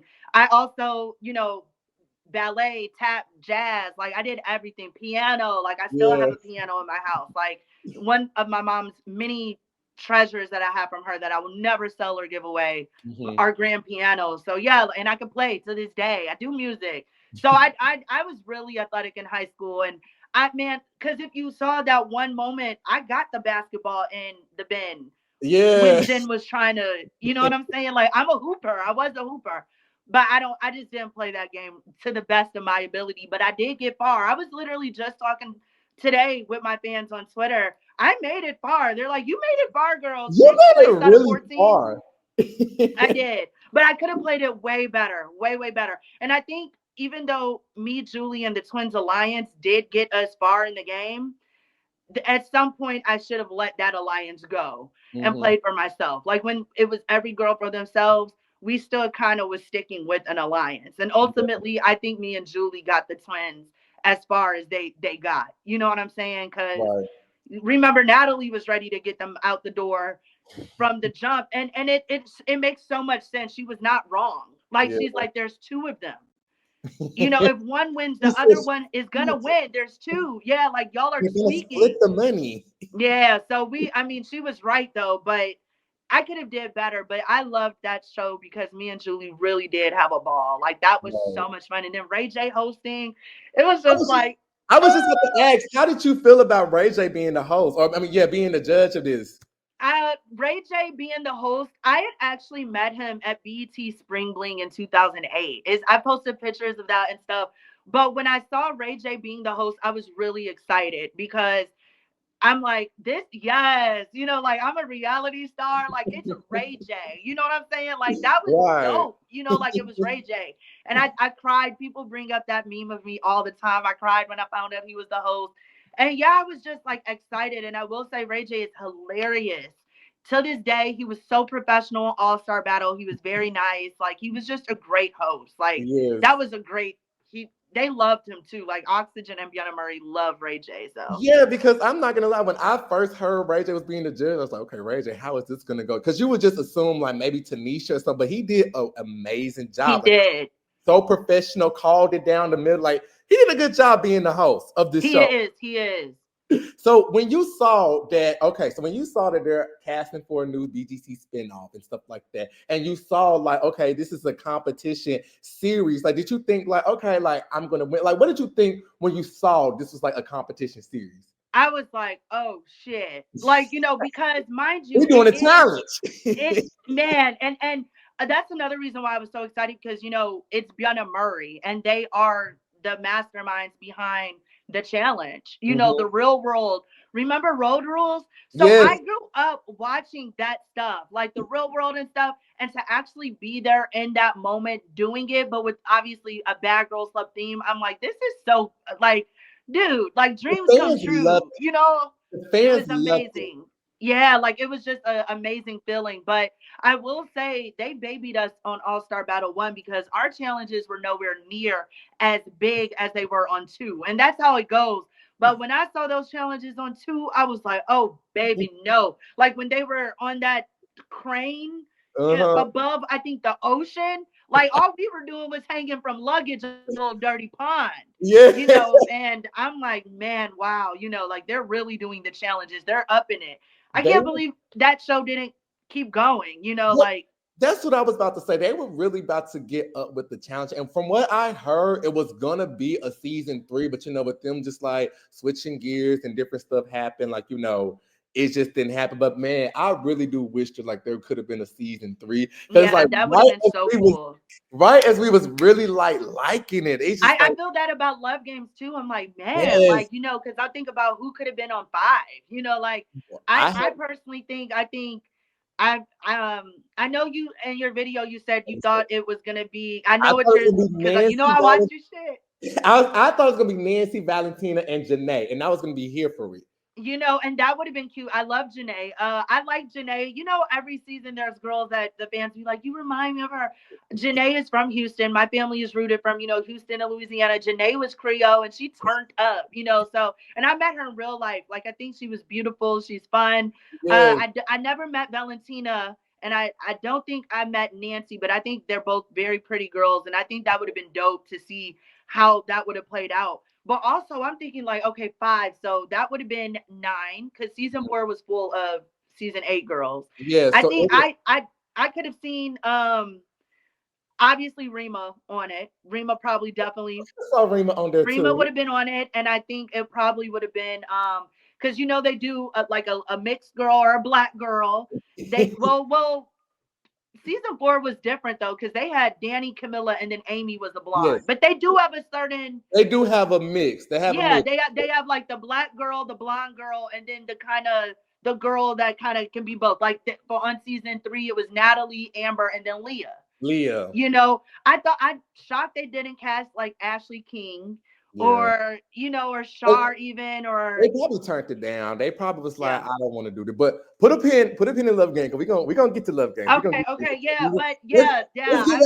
Let's get back to All Star Battle. Okay. Yeah. Let's take it to All Star Battle. Okay, and it's day 1. After you just got done crying, seeing Ray J and all that, and we see that we're about to see the captains, and we see the captains are Megan and Julie. How do you? Because I'm not gonna lie, I was a viewer, but I think a lot of viewers was like, that was rigged. What do you think about that? I personally, me and Julie talk about this all the time, and she will tell you, she's like, girl, I didn't win no damn fan fave. Like, so she even says that was rigged. You know what I'm saying? Even Megan, like she's a very iconic bad girl, but people used to call her like Miserella or whatever. I don't think people totally loved Megan. Like, you got to think of the fan faves at the time. Rocky. Yes. You know what I'm saying? Even me. Like, there's no way. I mean, Rocky at the time was like killing everything, like just slaughtering shit. So I would think that if it was a real vote, it probably would have been like me and Rocky up there, but it goes with the storyline though. Maybe Erica, because Erica was yes. But you could tell by Julie's expression. Julie was like, what? Yeah, like, but it went with the storyline. It was good because they were kind of like they just came from their reunion and all that drama and stuff. So it played a really good story. And I'm happy I wasn't captain, because I would have been nervous. I would have been like, wait, no, you, all of you guys. Like, no, but I think and just a note in that, I feel like a lot of sometimes fan fave polls are rigged for certain reasons. But I won't get too much into that. Yeah, but I would say as a viewer, what I remember as a viewer, I remember seeing like a lot of those brackets and stuff, Oxygen, because like at the time for voting for that, I vividly remember going on Oxygen voting, and it was some of the girls from All Star Battle, but to throw us off, they may have girls like Amber M, Amber B, Christian, Leah, like just to kind of throw us off. But that is a deep rooted. I remember those brackets. They definitely used to have brackets, and I think that a lot of times, they would rig it to go with what they were about to do. Like, for instance, there was one, it was called March Madness back in like, it was like maybe around season 9 or 8 or something. And I swear to you, me and Tanisha beat out all the girls, no cap. And I won. Like, because I used to be so thirsty back then. I would be, there with my friends. I'm like, who's going to win? And I won, but they showed that Tanisha had won, which makes sense because they were preparing her to take the reunion host chair. So of course she's gonna be the baddest, she is the baddest. She's fucking Tanisha Thomas. Like, I'm good. Like, but they definitely be rigging shit for sure. So. Yeah. Now, I do want to talk about something else that happened on All Star Battle, because when we see All Star Battle and we're seeing like all the girls pull in, they're pulling in with the girls from their season. They're pulling with the girls that we see you pull in, and we see you pull in with Stassi. And we see the energy with you and Stassi is kind of like, it was off. And then we see, and I don't believe this clip was aired, but it was the clip that aired of you and Stassi like. First of all, it was a night. I guess y'all was like having like a lemon squeeze, but it was all the girls, and it was like showing how you and Stassi was going into it, and it's a virtual meme over Stassi. I don't want to hear all that. I don't want to hear all that. And you, me and Stassi's energy was completely off. I honestly thought she was gonna fight me in the limo on the way there. I was so nervous. Can you give us just not too much, because we're gonna get into the BGC stuff, but could you give us like kind of some backstory as to why you girls was kind of off heading to the BGC? Because we would thought like these are the girls that's gonna be in alliance. We got the 2/3 of the trio. What was the energy like? I think I feel like it was a lot of animosity after season 7. I mean, of course, we all have an ego, obviously. And I feel like Stassi personally felt a certain type of way because she, people called her a bully. They didn't like what she did to me and stuff. So that mixed in with the fans and Twitter back then and 2012, 13 energy, and we're still super young, and I'm getting drunk as and getting on Twitter talking shit, and like, I mean, things just happen, and I take accountability. Like, I probably said some shit, but I mean, but I was upset at how she did me on season 7. Like, I felt some type of way, but that doesn't mean I didn't love Stassi, but it, all of that, all of that. Because she said you leaked her number. Is it true that you leaked Stassi number? I probably accidentally did, like, screenshotting the text messages or whatever and posting the texts, and it probably accidentally, like, had her number at the top. But I don't ever vividly remember me tweeting, like, y'all, blow up Stassi's phone. Here's her phone number. Like, that's not how it happened. It was totally over-exaggerated. I'm sure I probably was screenshotting texts, and it just happened to have her number. And I was lit and didn't think about it too much and was just, in the moment. But that, the energy, it was messed up. And me and Stassi definitely were not getting along for the first couple days or whatever. I didn't know I was going to play out. But ultimately, we got close again because we have that bond from 7, and we always will. Same with me and Tierra. We may not be friends 1 year, a couple years, but we'll always have that love for each other. It's gonna forever be a bond. I was about to say, eventually y'all two did eventually get cool. We didn't see, I would say, All-Star Battle. We didn't see a lot of the girls like get back cool because we saw, like, from what they were saying, Jen and Rocky got back cool, and they just had this crazy reunion where they fought all season. You and Stassi got back cool. How exactly did you and Stassi, like, just be like, it's petty, let's mend the fences? It kind of happened when her and Erica wasn't, because I feel like Stassi's plan was her and Erica was going to have an alliance. And I think there were off conversations, like, in real life, like, they came into the house as friends. And I think it's when it was a scene in there, and a lot of it was edited out, but it was like somebody was voting about who to put up for elimination or something. And remember, like, I don't remember vividly what happened, but I know y'all do, the fans do, and I'm sure you do. It was something that happened with a vote between, like, Megan, Erica, and Stassi. And I think Lucci stuck with her loyalty with Megan over Stassi or something. So Stassi was mad at that, and that's why, like, they started blowing up and was, like, about to fight and stuff. I know y'all remember that. Yeah, but it was something with that. But I feel like when Stassi. No, I was just about to say real quick, if I'm not mistaken, I believe it was after Natalie had quit and they had went back and they had to re-vote to put people up. And I remember that clip being somewhere because you could see Erica get into it with Jen and them, but maybe something with that, if I'm not mistaken. But it definitely was that. And that makes sense because that was the first night, and ultimately Megan ended up going home. That was, like, literally, like, the first night. Like, yeah, that was crazy.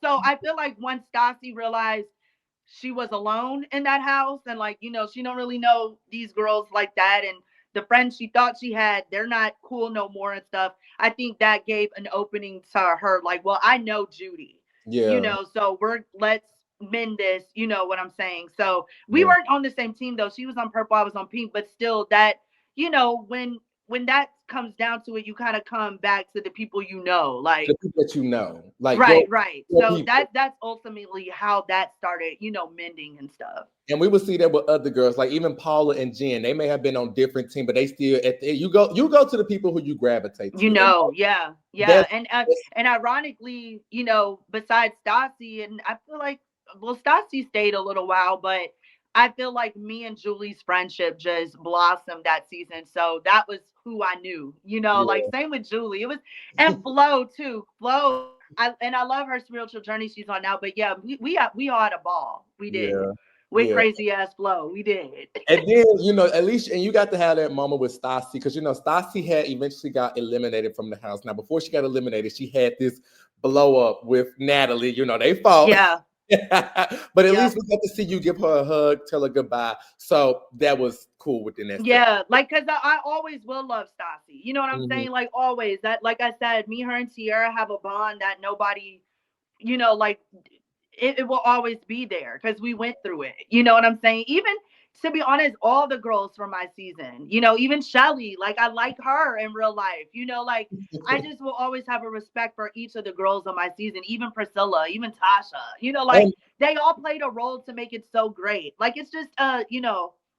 I was just about to say, because I know we're about to get into the BGC 7 segment soon, but I had always told people, like, if they were to ever do like a reunion season, a BGC, kind of like how they did with The Real World, the only season I could see them doing where they bring all the girls back and just put them under one house is with season 7. Because it really did feel like you guys were a sisterhood. Like, you guys may have had y'all moments, but it was just like, it was so good, it didn't even need no replacements. But yeah, like they really didn't. We'll get into that. We're gonna get into it. Now, tell me about your portrayal. How do you feel about your portrayal on All-Star Battle? Do you feel like, okay, they portrayed me in the best light? Because personally, from a fan point of view, I do feel like, you know, we got to see a different aspect of Judi. And there was some instances where I was like, Judi was supposed to win that challenge with Gabby, and she was like, Judi drop.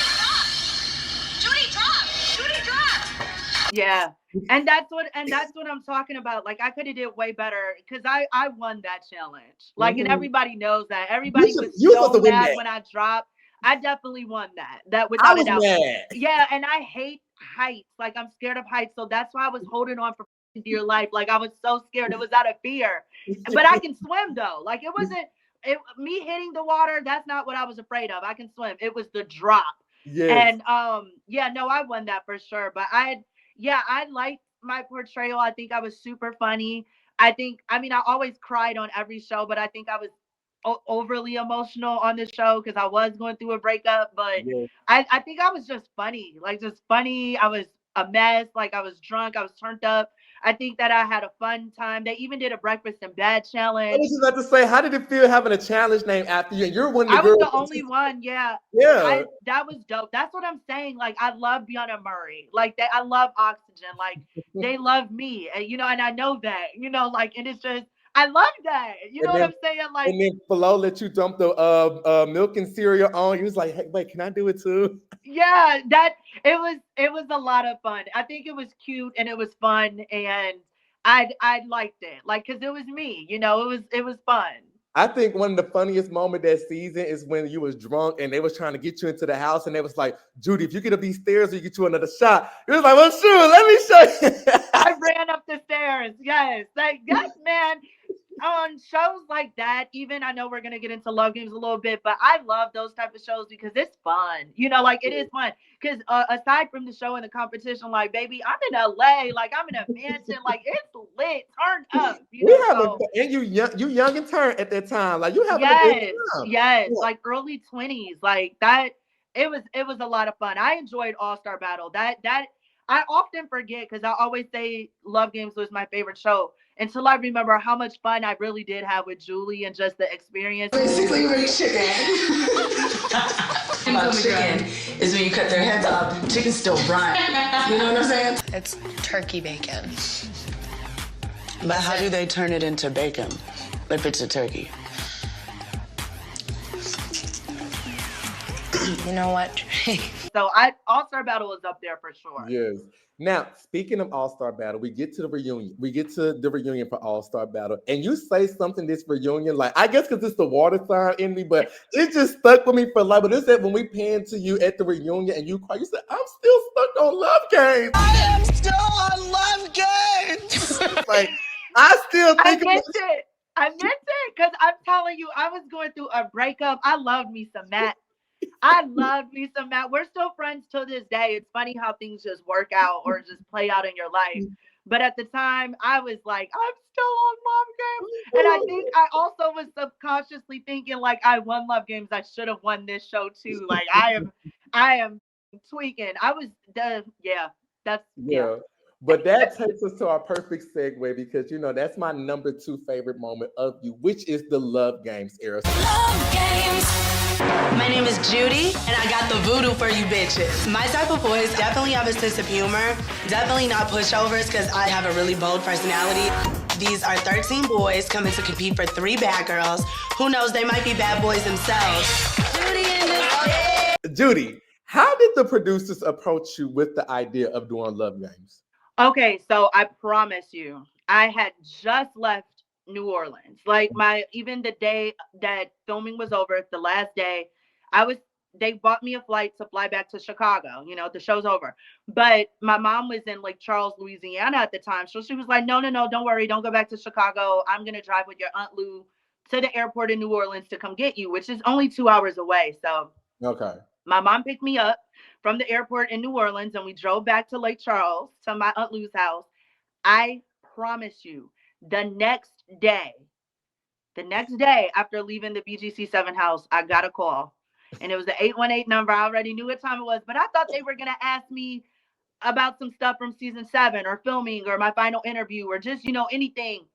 But when I answered the phone, they were like, Judi, we want you to be on Love Games. Like, are you interested? And I swear to God, even the producers were like, we feel like you can win. They said, they verbatim, I swear to God on everything. They were like verbatim, we have a lot of girls we can choose from, but we want you because we really feel like you can win. I swear to God. And I turned to my mom and I said, Mom, oh my God, they want me on another show. Like, I was so excited. And my mom was very genuinely happy for me. Like, she was just like, this could be something. You know what I'm saying? Like, okay, Judi. So I was extremely excited. Of course, I said yes, absolutely. And just some more tea, just real quick. I ended up doing an event that summer after filming season 7 with Sydney and Lauren from season 6. Yeah. So me and Sydney knew that we got contacted to Love Games because we were smoking a blunt. We're like, you got the call. Yeah, I got the call. So me and Sydney always knew like it was us, but we were just like, who's the third girl? We would be speculating and all that. And just a little something more serious. That summer, I actually started feeling it at the end of season 7, a tumor. I had one on my collarbone when I was 11, and I had another one like in my groin, and I felt it, but I was praying that, and I would be on the phone towards the end of season 7 telling my mom about the pain and crying and stuff, but they never aired it, which I'm thankful. They try to protect me with serious stuff sometimes because people are mean, but I ended up having a tumor after they called me for Love Games. And that whole summer, right before I filmed Love Games, I did have fun. I had some events and stuff, but I did get the tumor removed, and I was like on bed rest for like 3 weeks. Wow. Yeah. So, and I told Oxygen, and I'm like, yeah, I just had surgery. I got a tumor removed. They're like, oh my God, of course, very concerning, but they were like, do you think you're going to, be up for Love Games? I said, yes. Yes. And it's a little tumor, baby. I'll be all right. I'll be cancer. I'll be there. So I got through it. And nobody would have ever known, by the way, I walked into Love Games acting a damn fool. But when I walked out and I saw it was Corey, I was like, oh, because we didn't even bring up Corey. We didn't even think Corey. Yeah, because I was about to say, you see the cast and you see it's you, Sydney, and Corey. Like, what are your thoughts? Like, because as you can see, you just said that you knew Sydney was going to be there, but you see Corey and you're like, what do you think? And Corey's hot and she has the fake boobs and she's the blonde. And I'm like, oh shit. You know what I'm saying? Like, I'm like, oh shit, but I thought, obviously, first time seeing Corey, I think she's beautiful. And I definitely know about her iconic fight with Ashley King and the Playboy thing and stuff. Oh, and side note, I've done so many events with Ashley King. She is so nice. Her. She beautiful girl inside and out. Like, Ashley is so fun. Y'all don't know how fun she is. Like, she is a ball. Like, I love me some Ashley King. But so I know Corey got hands. She's hot.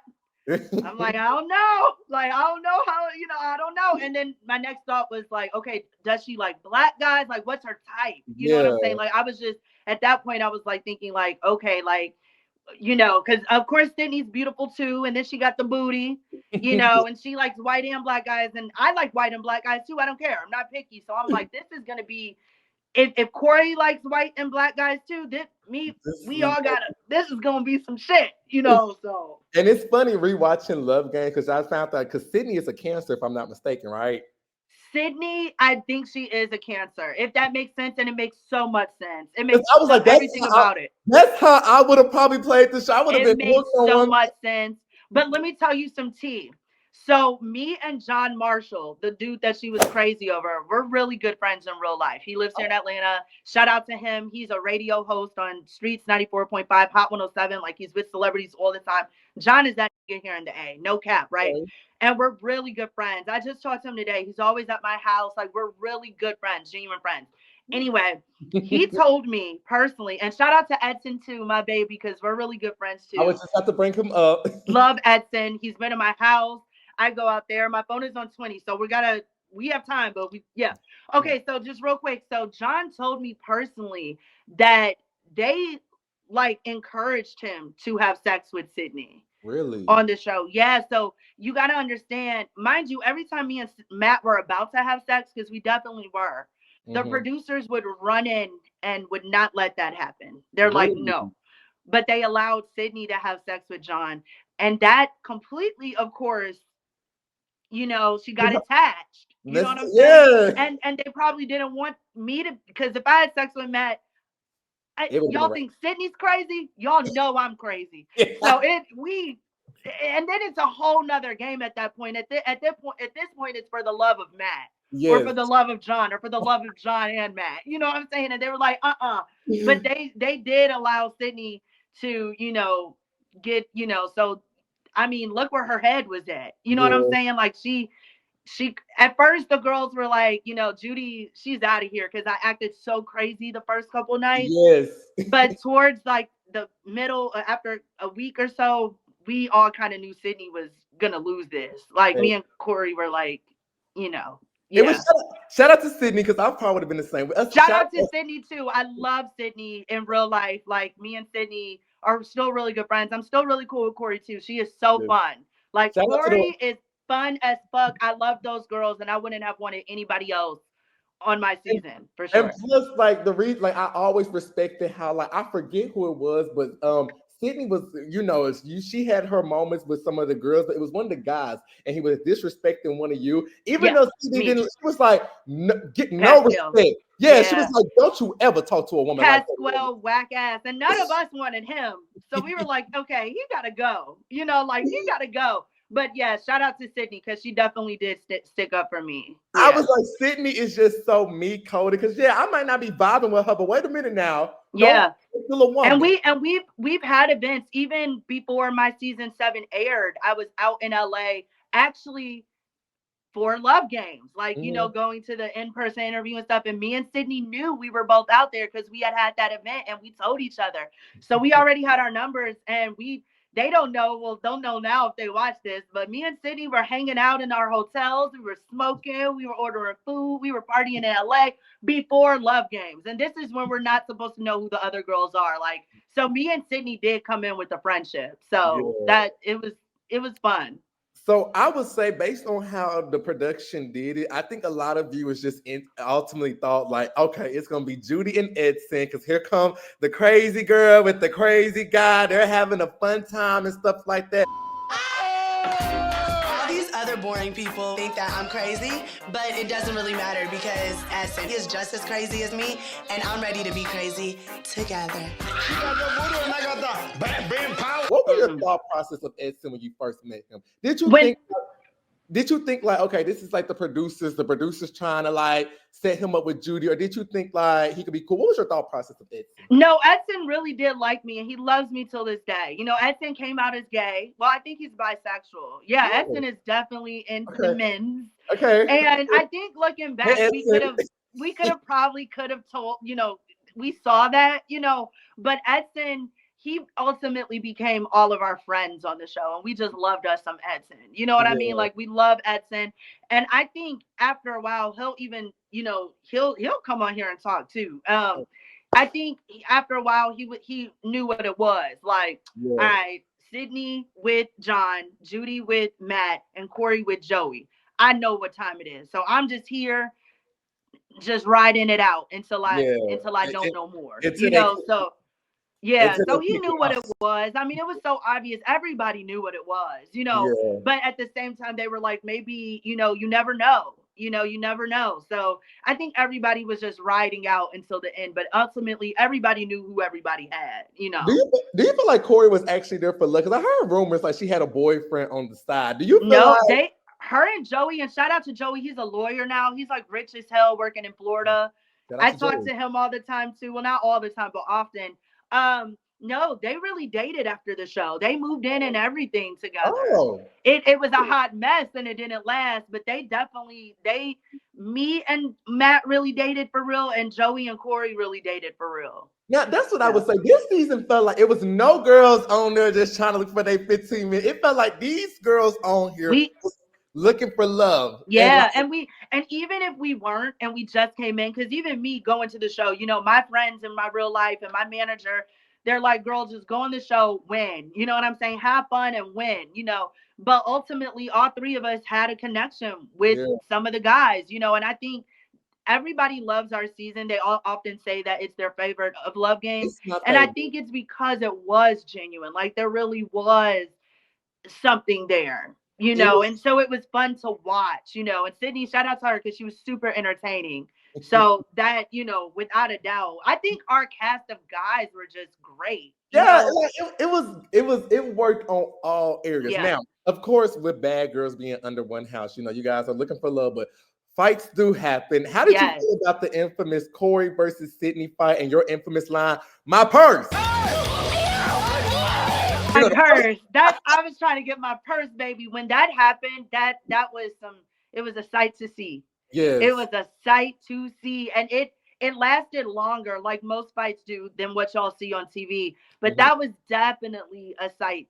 That was a sight to see. Yeah. But how did you feel about them two fought, but now these two are coming after trying to jump me? We'll beat the out of you. You're running your mouth. You gotta go. You're a safety hazard. Yeah, that was corny.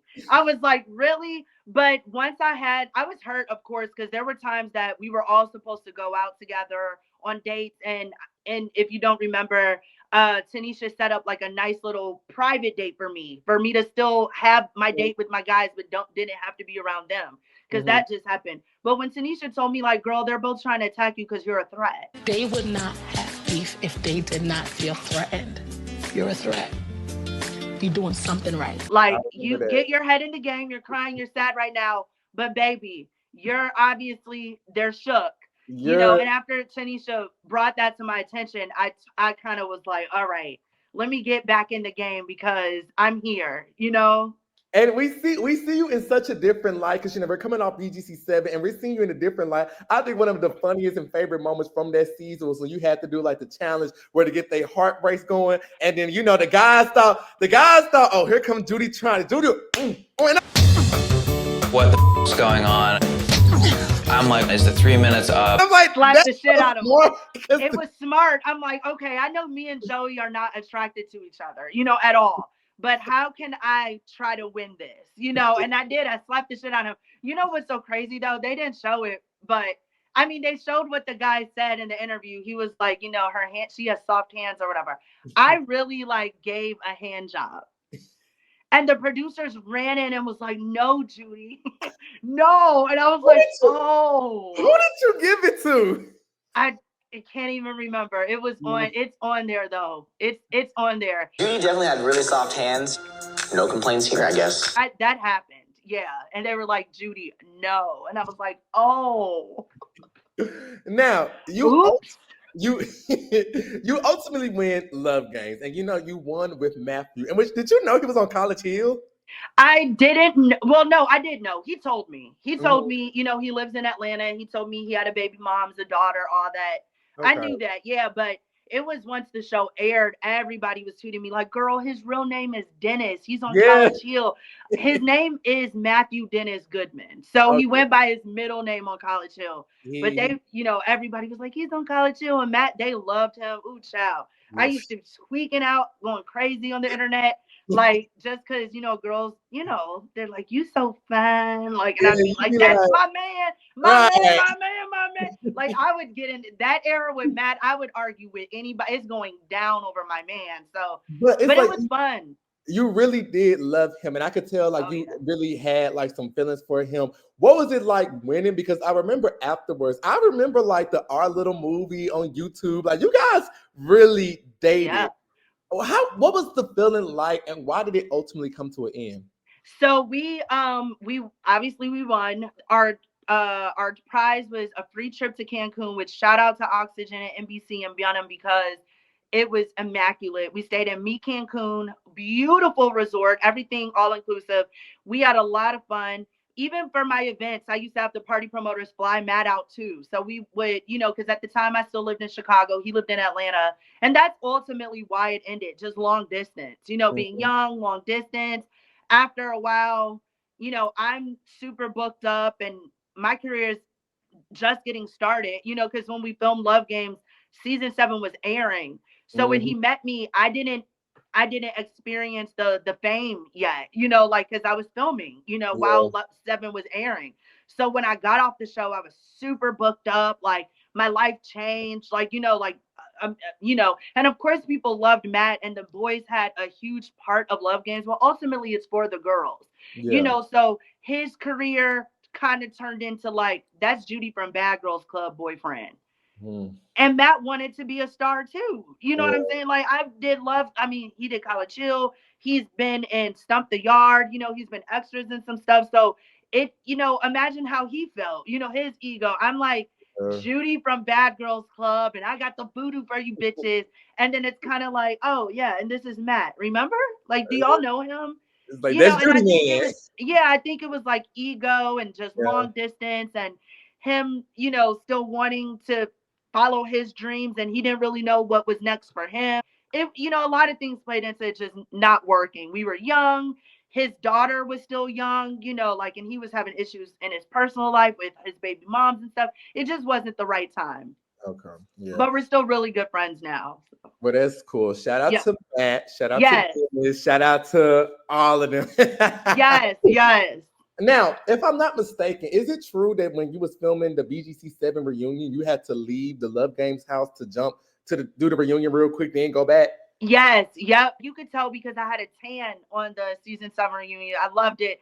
And that was that LA sun. So yeah. And ultimately, we didn't know what was going to happen at the reunion. I didn't have a doctor's note for them not to fight me or anything. But after the reunion, the producer was like, wow, it's kind of like they all have the problem with each other now, not you. I'm like, well, yeah, because on the show, I told everybody exactly what I felt to their faces, So once they saw the show, they're seeing people be phony, not being their real friends, so they had their own issues. But yeah, I did. And after the reunion, I went right back to the the Love Games house and actually was HBIC. So I went straight into putting people up for elimination. It was wild. It was fun. Well, speaking of BGC 7, that's how we get to know Judi. That's how we get to love Judi. And that's ultimately my number one favorite thing about Judi. Judi on BGC 7. Look friendly and fun. There's definitely a whole nother side of me.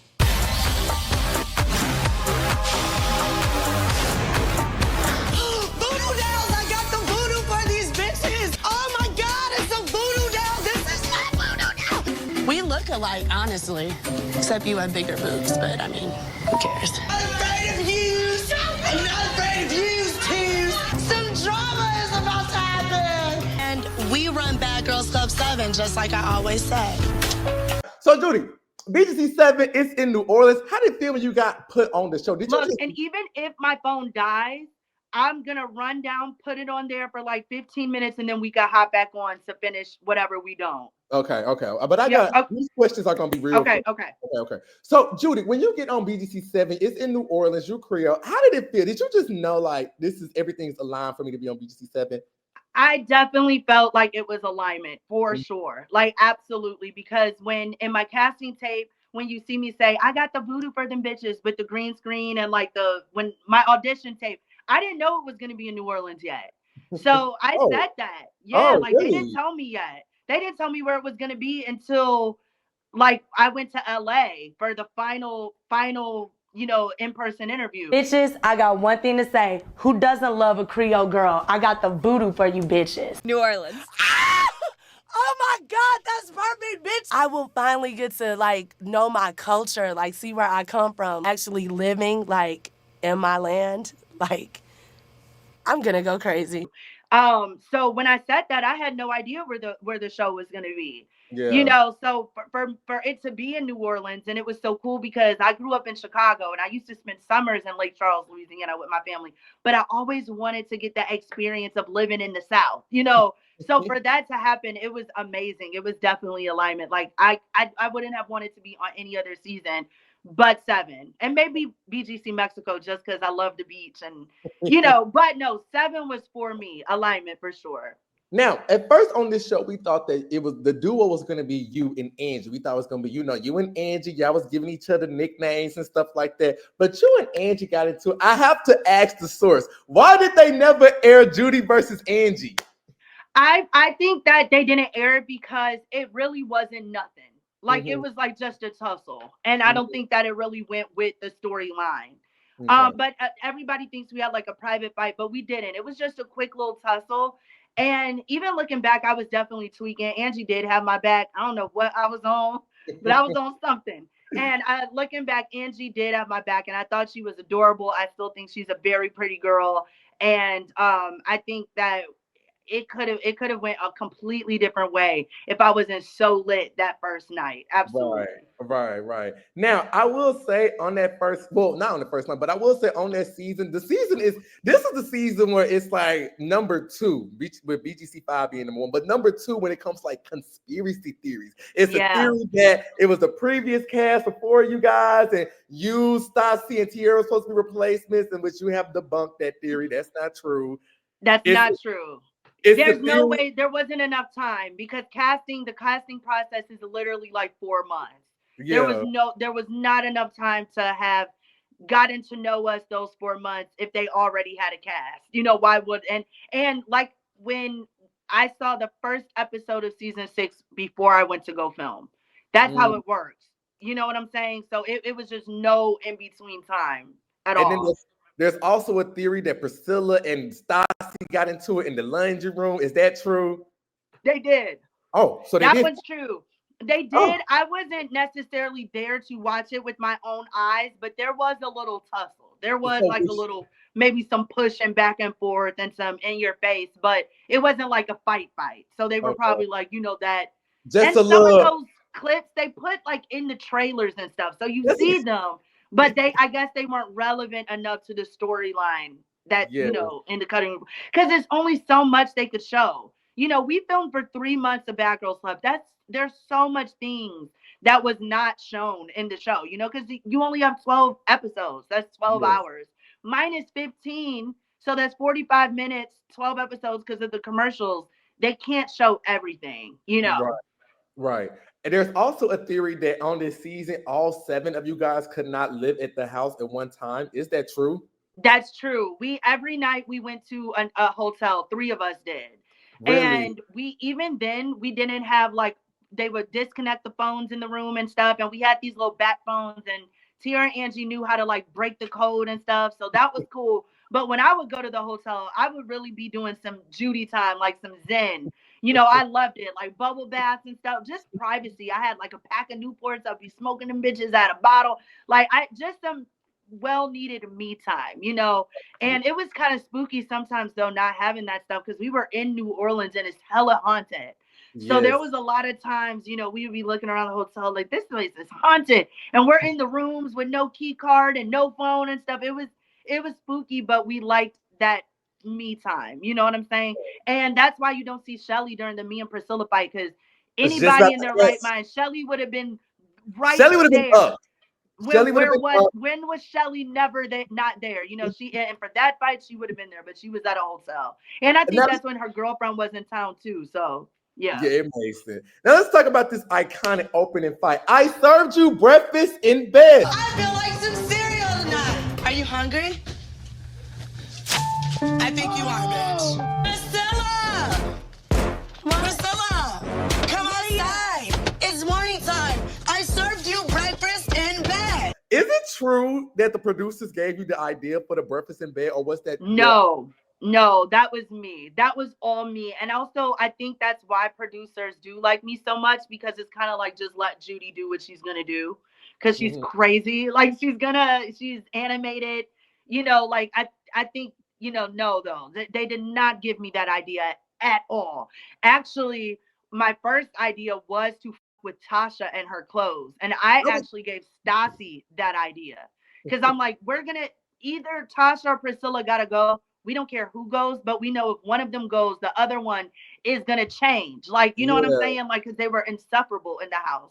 So I was gonna go for Tasha first in her clothes, but why I changed my mind was because, and you even see me in the cars tell it to Tia and Stassi, like, I'm thinking breakfast or cereal and milk or something.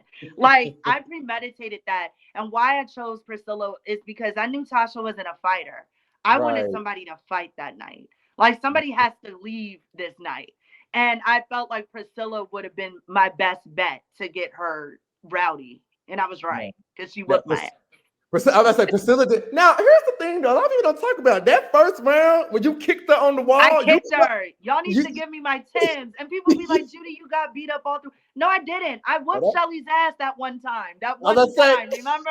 Yeah, no, like, I hit her head back and stuff. But no, I definitely kicked out of Priscilla. You did.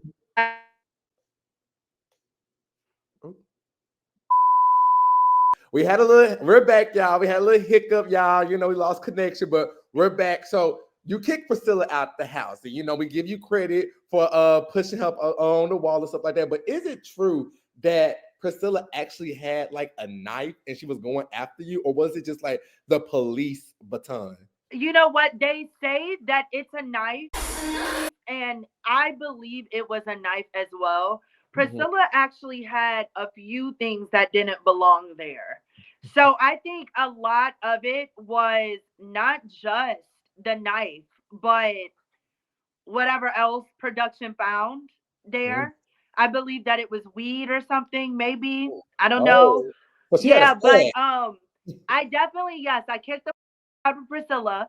One thing about me, I don't claim to be a fighter, but I will fight if I have to. You know what I'm saying? I'm not a pussy. Like, I'm gonna fight back. I'm gonna defend myself. But that night, and they even filmed me going to the hospital.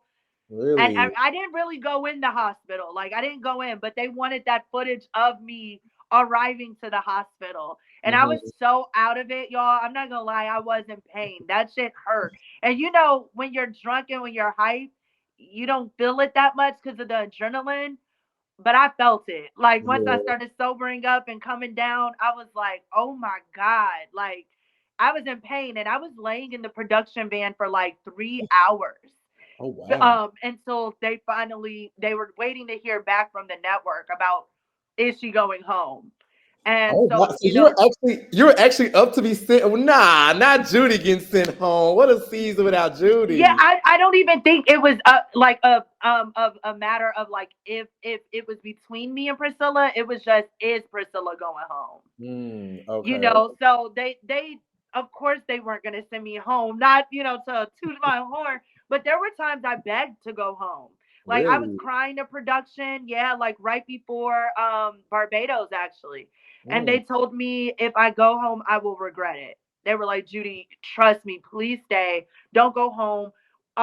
If you go home now, you're going to regret it. And obviously, I see why. They went to Barbados like the next day, right. So I would have really regretted it. And that night, they made sure I had everything. They took me to a hotel. They asked me, what did I want? They got me vodka, cigarettes, any food I wanted.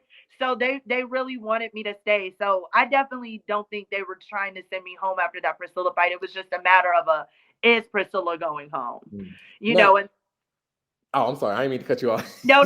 Go ahead. Now, I was about to say, now, how do you feel looking back on what you call Tasha weak ass kick?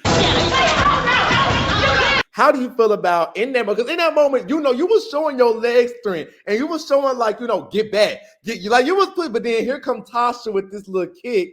How did you feel about her, technically jumping into the fight? Yeah, I didn't know until I saw it back, and I just thought that was so weak. Like, that was weak. But shout out to Tia and Stassi, because they snatched her ass up. They were like, ain't no jumping, bitch. Like, thank you, because that was whack, because she wouldn't have did that to anybody else but me, you know. Oh, Yeah. she kind of tried to do it to Stassi when she scratched her face or whatever. It was just weak She, sauce. she was That's just why Perez gave her the weak sauce. Like, that was weak. Like, it was so weak. And it's crazy because Tasha could have been likable.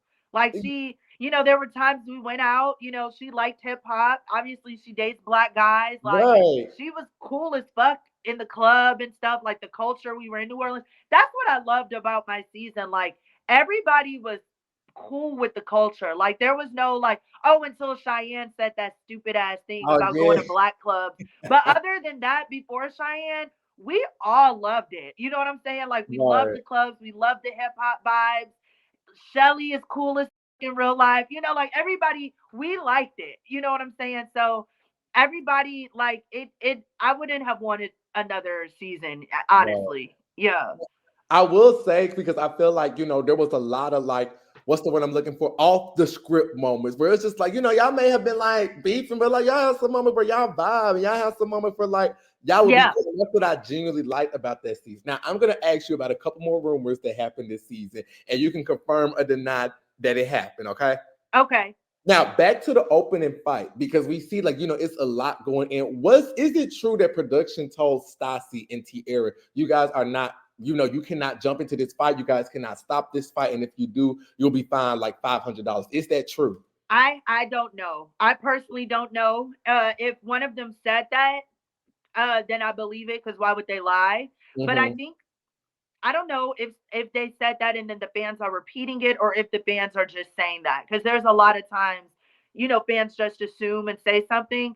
I personally don't think they would have told them that, though, because they wanted that fight to happen. Like, they knew that was going to be the opening fight. I didn't know at the time, but that's also why they probably let it go for so long, because they wanted to get what they wanted to get. You know, like, they were like, this is it. Yeah, there's no going back. This is it. You know, let her go. That's why they let Priscilla go, you know.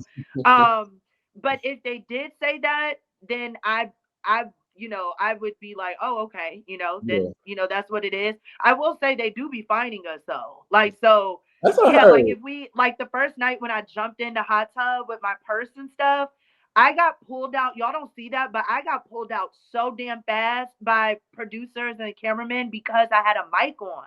Oh. And I could have, I mean, they're water resistant because they don't know what we're going to do. We'd be throwing alcohol on each other and stuff, but it was dangerous for me. For one, I could have gotten electrocuted or whatever. And that equipment is very expensive. So they didn't want to have to buy a new mic or whatever. I mean, they looked so disappointed. I mean, they were happy I did it, like, good for TV, but disappointed as fuck on the back end. Like, man, we got to replace that, you know? So they would fine. And then on 13, they were really fining. Like, if we talked off camera, or if we talked before we were mic'd and stuff, it got more serious, like, as the seasons went on. Yeah. On 7, I don't remember them being like, y'all better not talk before y'all are mic'd. Like, that was a season 13 thing for sure. So how much would they be finding y'all? That was about right, about 500 your check. No. It depending on how, like, serious it was or something. Like, yeah, they did definitely, they would start finding. Yeah, for sure. Oh well. Now I do want to ask some more questions, because this kind of has something to do with Tasha, because there's some rumors that she had some unaired fights as well. So it's a rumor that during that night, and which I feel like you can kind of see, but during that night of the opening fight, Tierra and Stassi actually got into a fight, in which you could see Tierra like mush her in like the little, but they was holding them back. But did they have like a little fight or something? No. That night was literally so much because of me and Priscilla. Like, everybody, you know, everybody was kind of like, what's going to happen? Nobody knew, like, if I was going to go home. Like, the girls, like, they were, because, you know, I was removed from the house. I was in the production van dying.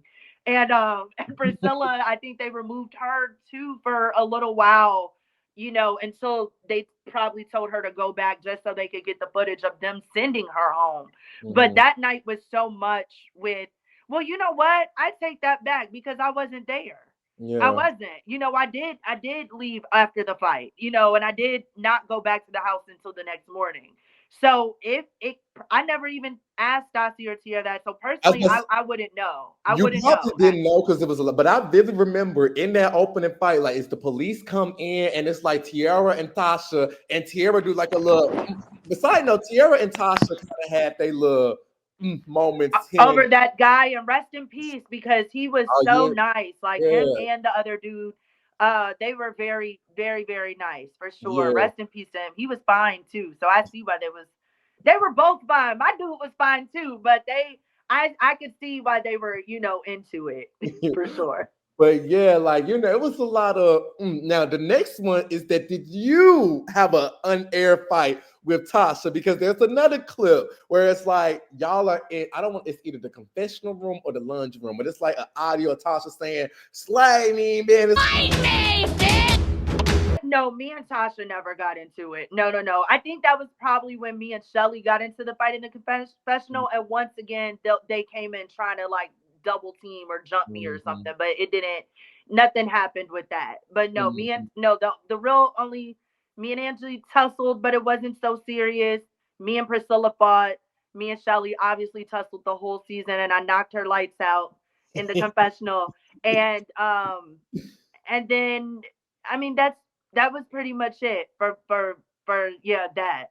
I didn't fight Tasha. But your quotes this season, like even after when you popped Shelly, I won. It was the Ovaltine, please, for me. I'm like, what was I thinking? But I was so serious. You got one quote where I say to this day, when me and my friends we play fight, I'll be like, "Oh, he threatened me. She threatened me. Oh my God, she threatened me." Yeah, I was going nuts. I was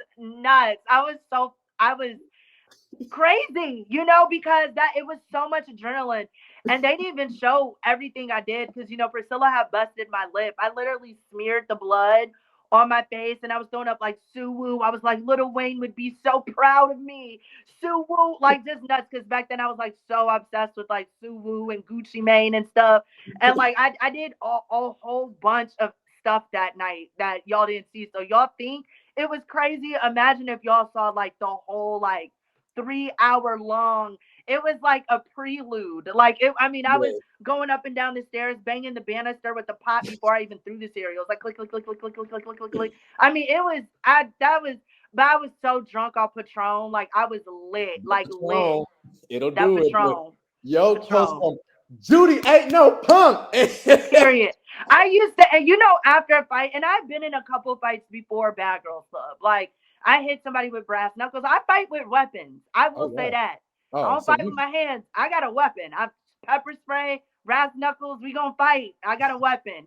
But after fights, you have so much adrenaline. Right. Like even when me and Tiara kind of got into it at an event in South Carolina, it was a lot of adrenaline. She threw like liquor in my face, and I was like, it didn't get that far. The security, made sure, but I was on the couch. I was talking shit. Like when you're in that, like, you know what I'm saying? That adrenaline, it's just going. Now, I'm glad you mentioned Tiara because I do want to talk about one of the most iconic trios we ever had in BGC history, which is Stassi, Judi, Tiara. Now, we have seen, because, at the beginning of the season, Shelly and Priscilla and them, they was trying to tag team on you. But here come, Tiara and Stassi was like, okay, it's enough. And then I feel like the season worked out perfectly because each one of you girls, y'all had like a girl like, okay, Judi versus Priscilla, Tiara versus Tasha, Stassi versus Shelly. Yes. And then, you had the big my side versus your side fight in that limo, which is still. Yes. And those limos, like we lived in Kenner, Louisiana, which is New Orleans, but where we would be partying like in the heart of New Orleans. So from that, getting in the limo to the house, it would be about 20-25 minutes in silence. Could you imagine being drunk and getting in that limo with silence and bitches you don't like? So it was like just planned perfectly. Like the limo, oh my God, that fight, it was crazy.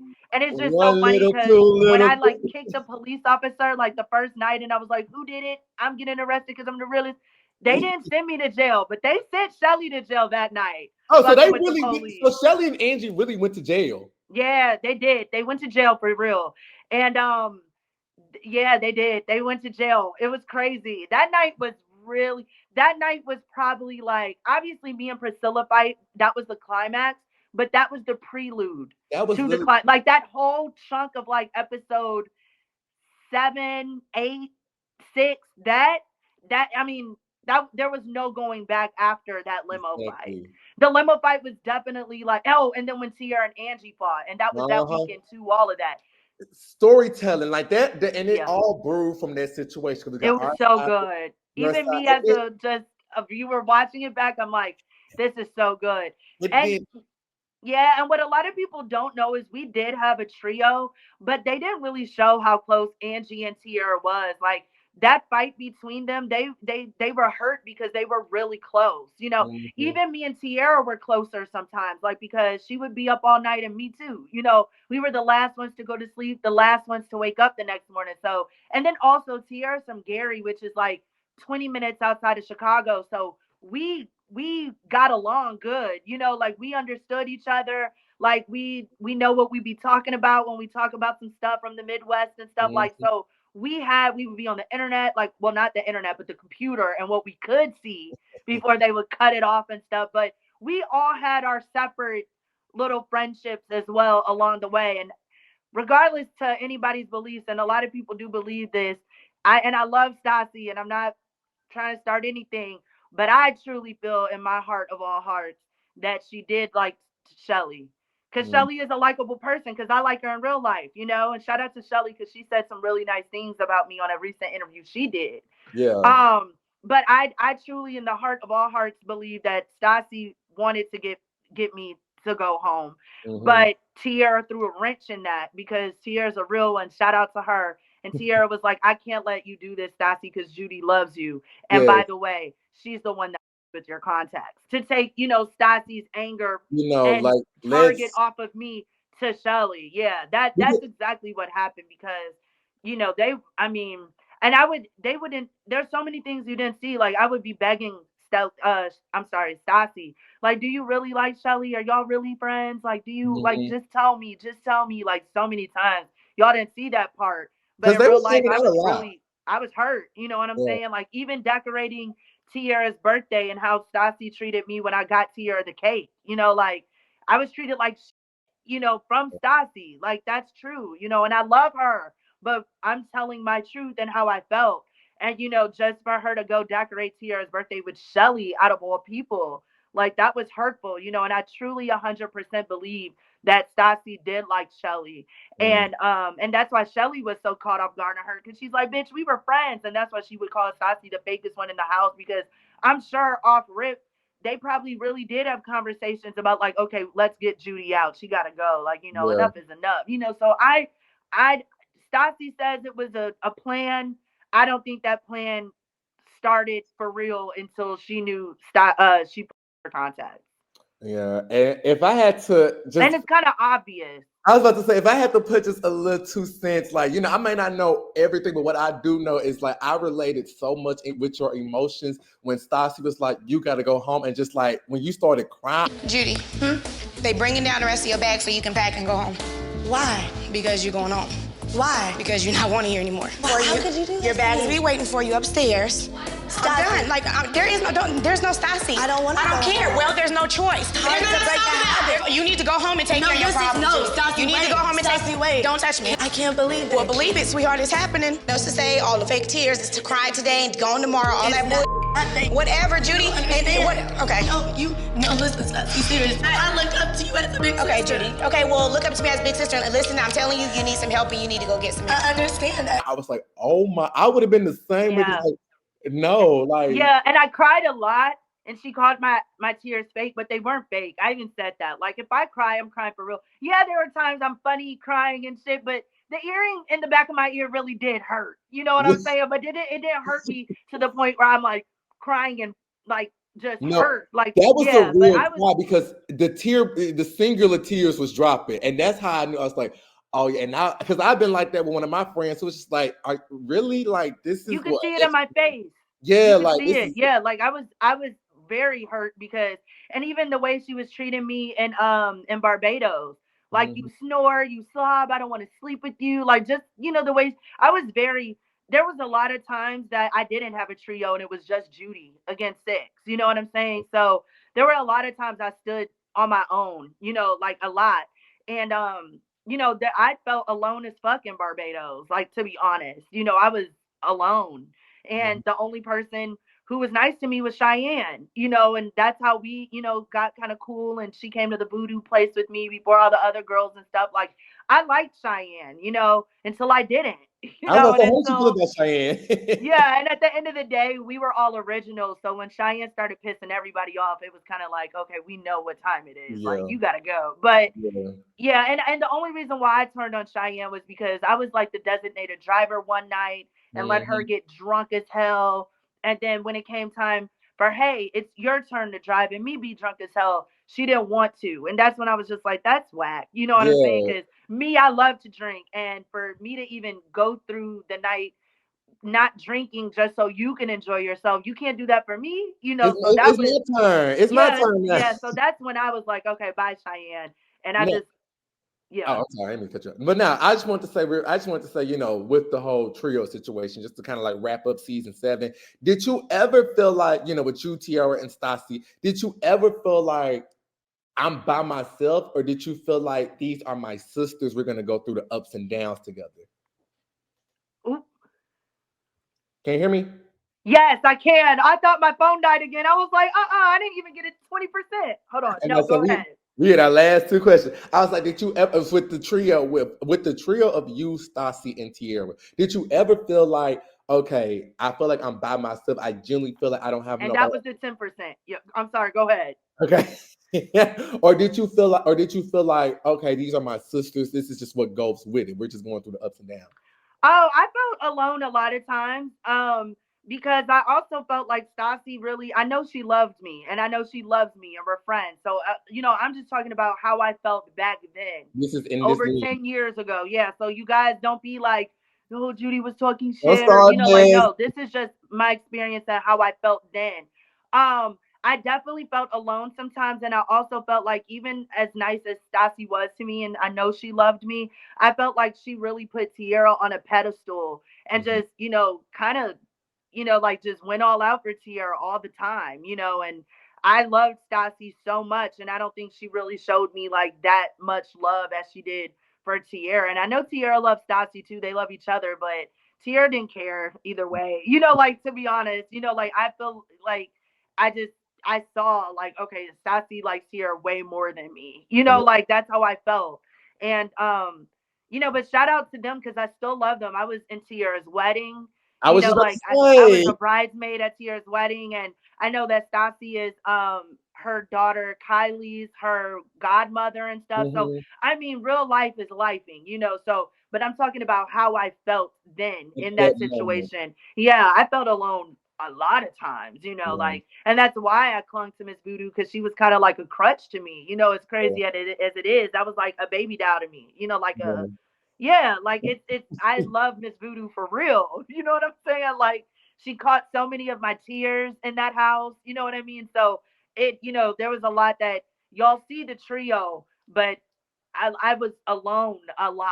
You know what I'm saying? So sometimes when people be like, she needed a team, like I always stood on business, 10 toes for most of the time. Even when the house was against me, I wasn't going anywhere. So you gave a quote that I used to say in school when they be like, we don't like, so what? I'm an only child. I'm the only child. Even in Barbados, when I was like, cheers to my damn self. Like, right. I felt alone, but because I did grow up as the only child, yes, I was hurt, of course, because nobody wants to feel like excluded or isolated, but I'll be fine. Like I will be okay. Like, in fact, I kind of like it better like this, but yeah, I'm sure we've all went through, different emotions and stuff, like for sure. Yeah. And I feel like one of the realest thing was at the end of the season when it's just you walking out and we see you grown, when Shelly comes and tell you all this stuff, you're just like, Shelly, just give me a hug. Like, yeah, like because I liked Shelly. Towards the end of the season, me and her started getting really cool. That's why I didn't jump into the fight with Stassi and Shelly, because I was like, like, yeah, Angie did snitch. And it was just, I felt a lot of ways about that. Like, I was just like, like, you know, like Shelly should have told you that she did that, but she didn't do it alone. Angie did it too, you know, and at the same time, Angie, when Stassi was like, if you didn't deserve the ass whooping, give it to who deserves it. That was a real one. That was a real quote because it was true. And I didn't jump in that because at that point, me and Shelly had no more beef. Me, her, and Cheyenne used to be playing drinking games and stuff in the attic and stuff. You know, like we had a lot of fun. I did start. There were times me and Tiara and Stassi weren't a trio. Like they would go do their own thing, especially with the animal shelter thing. You know, like I love animals genuinely. I'm like in partnership with PETA. I love animals. So when it came down to that, I was gonna go do the charity for the dogs, you know, but they didn't feel like that. They felt like we should have did a charity for people instead of dogs, you know, so they didn't join. So I did towards the end of the season start having other relationships with people that I didn't, you know, the whole season, like Shelly being one of them. So it was crazy. And plus, like you say, it's 3 months. So it's 3 months that we get to see you guys grow, evolve, see different things. You know, we do have the highlighted trio, but it seems like at some point, everybody had a different trio. And what our fans really appreciate about this season was like everybody, no matter if they was a fighter or not, everybody held their own. And they was going to be like, look, this is who I like, this is who I don't like, this is who I'm about with. Yeah. And at the end of the day, me and Stassi and Tiara still always knew what was up. I feel like we knew we were the black girls. You know what I'm saying? And we're always going to, I am my sister's keeper. I said it there, you know, and I meant it. So I feel, you know, we're always going to be the trio, but we definitely did have our own separate relationships and friendships. And Angie and Tiara, like I said, y'all have no idea. They were way closer than what y'all saw. I mean, they were close. That's why that fight was so emotional between the two of them. And that's why they got friends again, you know, so. Yeah, and you can kind of tell. Now, Judi, we are coming up to the end of this interview, but I do want to ask you, because we didn't talk about your legacy from Baddies, your legacy from BGC 13, All-Star Battle, BGC 7. How does it feel to still see like your imprint and your legacy still lives on TV to this day? Like, you know, you see girls like Andrea on Johnson's Cabaret. Have you seen that? Gaia, you know, I remember when Jazz was coming on BGC 14. She got the. How does it feel to still see people still getting the Judi comparisons to this day? I am honored. Like I truly am. I'm honored, and I love that because it doesn't happen for every reality star. It doesn't happen for everybody, you know. So the fact that I came and I was really me, you know, like it wasn't an act. Like all my friends, they always tell me, like so many people ask them, like, does Judi really act like that? They're like, girl, yes, like that is Judi. It just feels really good to be loved for who I am, you know, and that I did make a difference in the reality world because there's so many, you know, before me and there's going to be so many after me. So to still be, you know, her, I'm forever thankful and grateful. And I love all my fans, Team Judi, all the people who have rode with me through the ups and the downs, and the people who are new and are just finding me on Tubi and stuff like that. You know, like I'm so thankful and I'm so grateful and I can't wait for my next moves. Yes, so we got to talk about these next moves. What do you have coming up? Let the people know. Oh, what was that? It was like fireworks behind. Oh my! that is so crazy. I thought you did that. No, I didn't do that.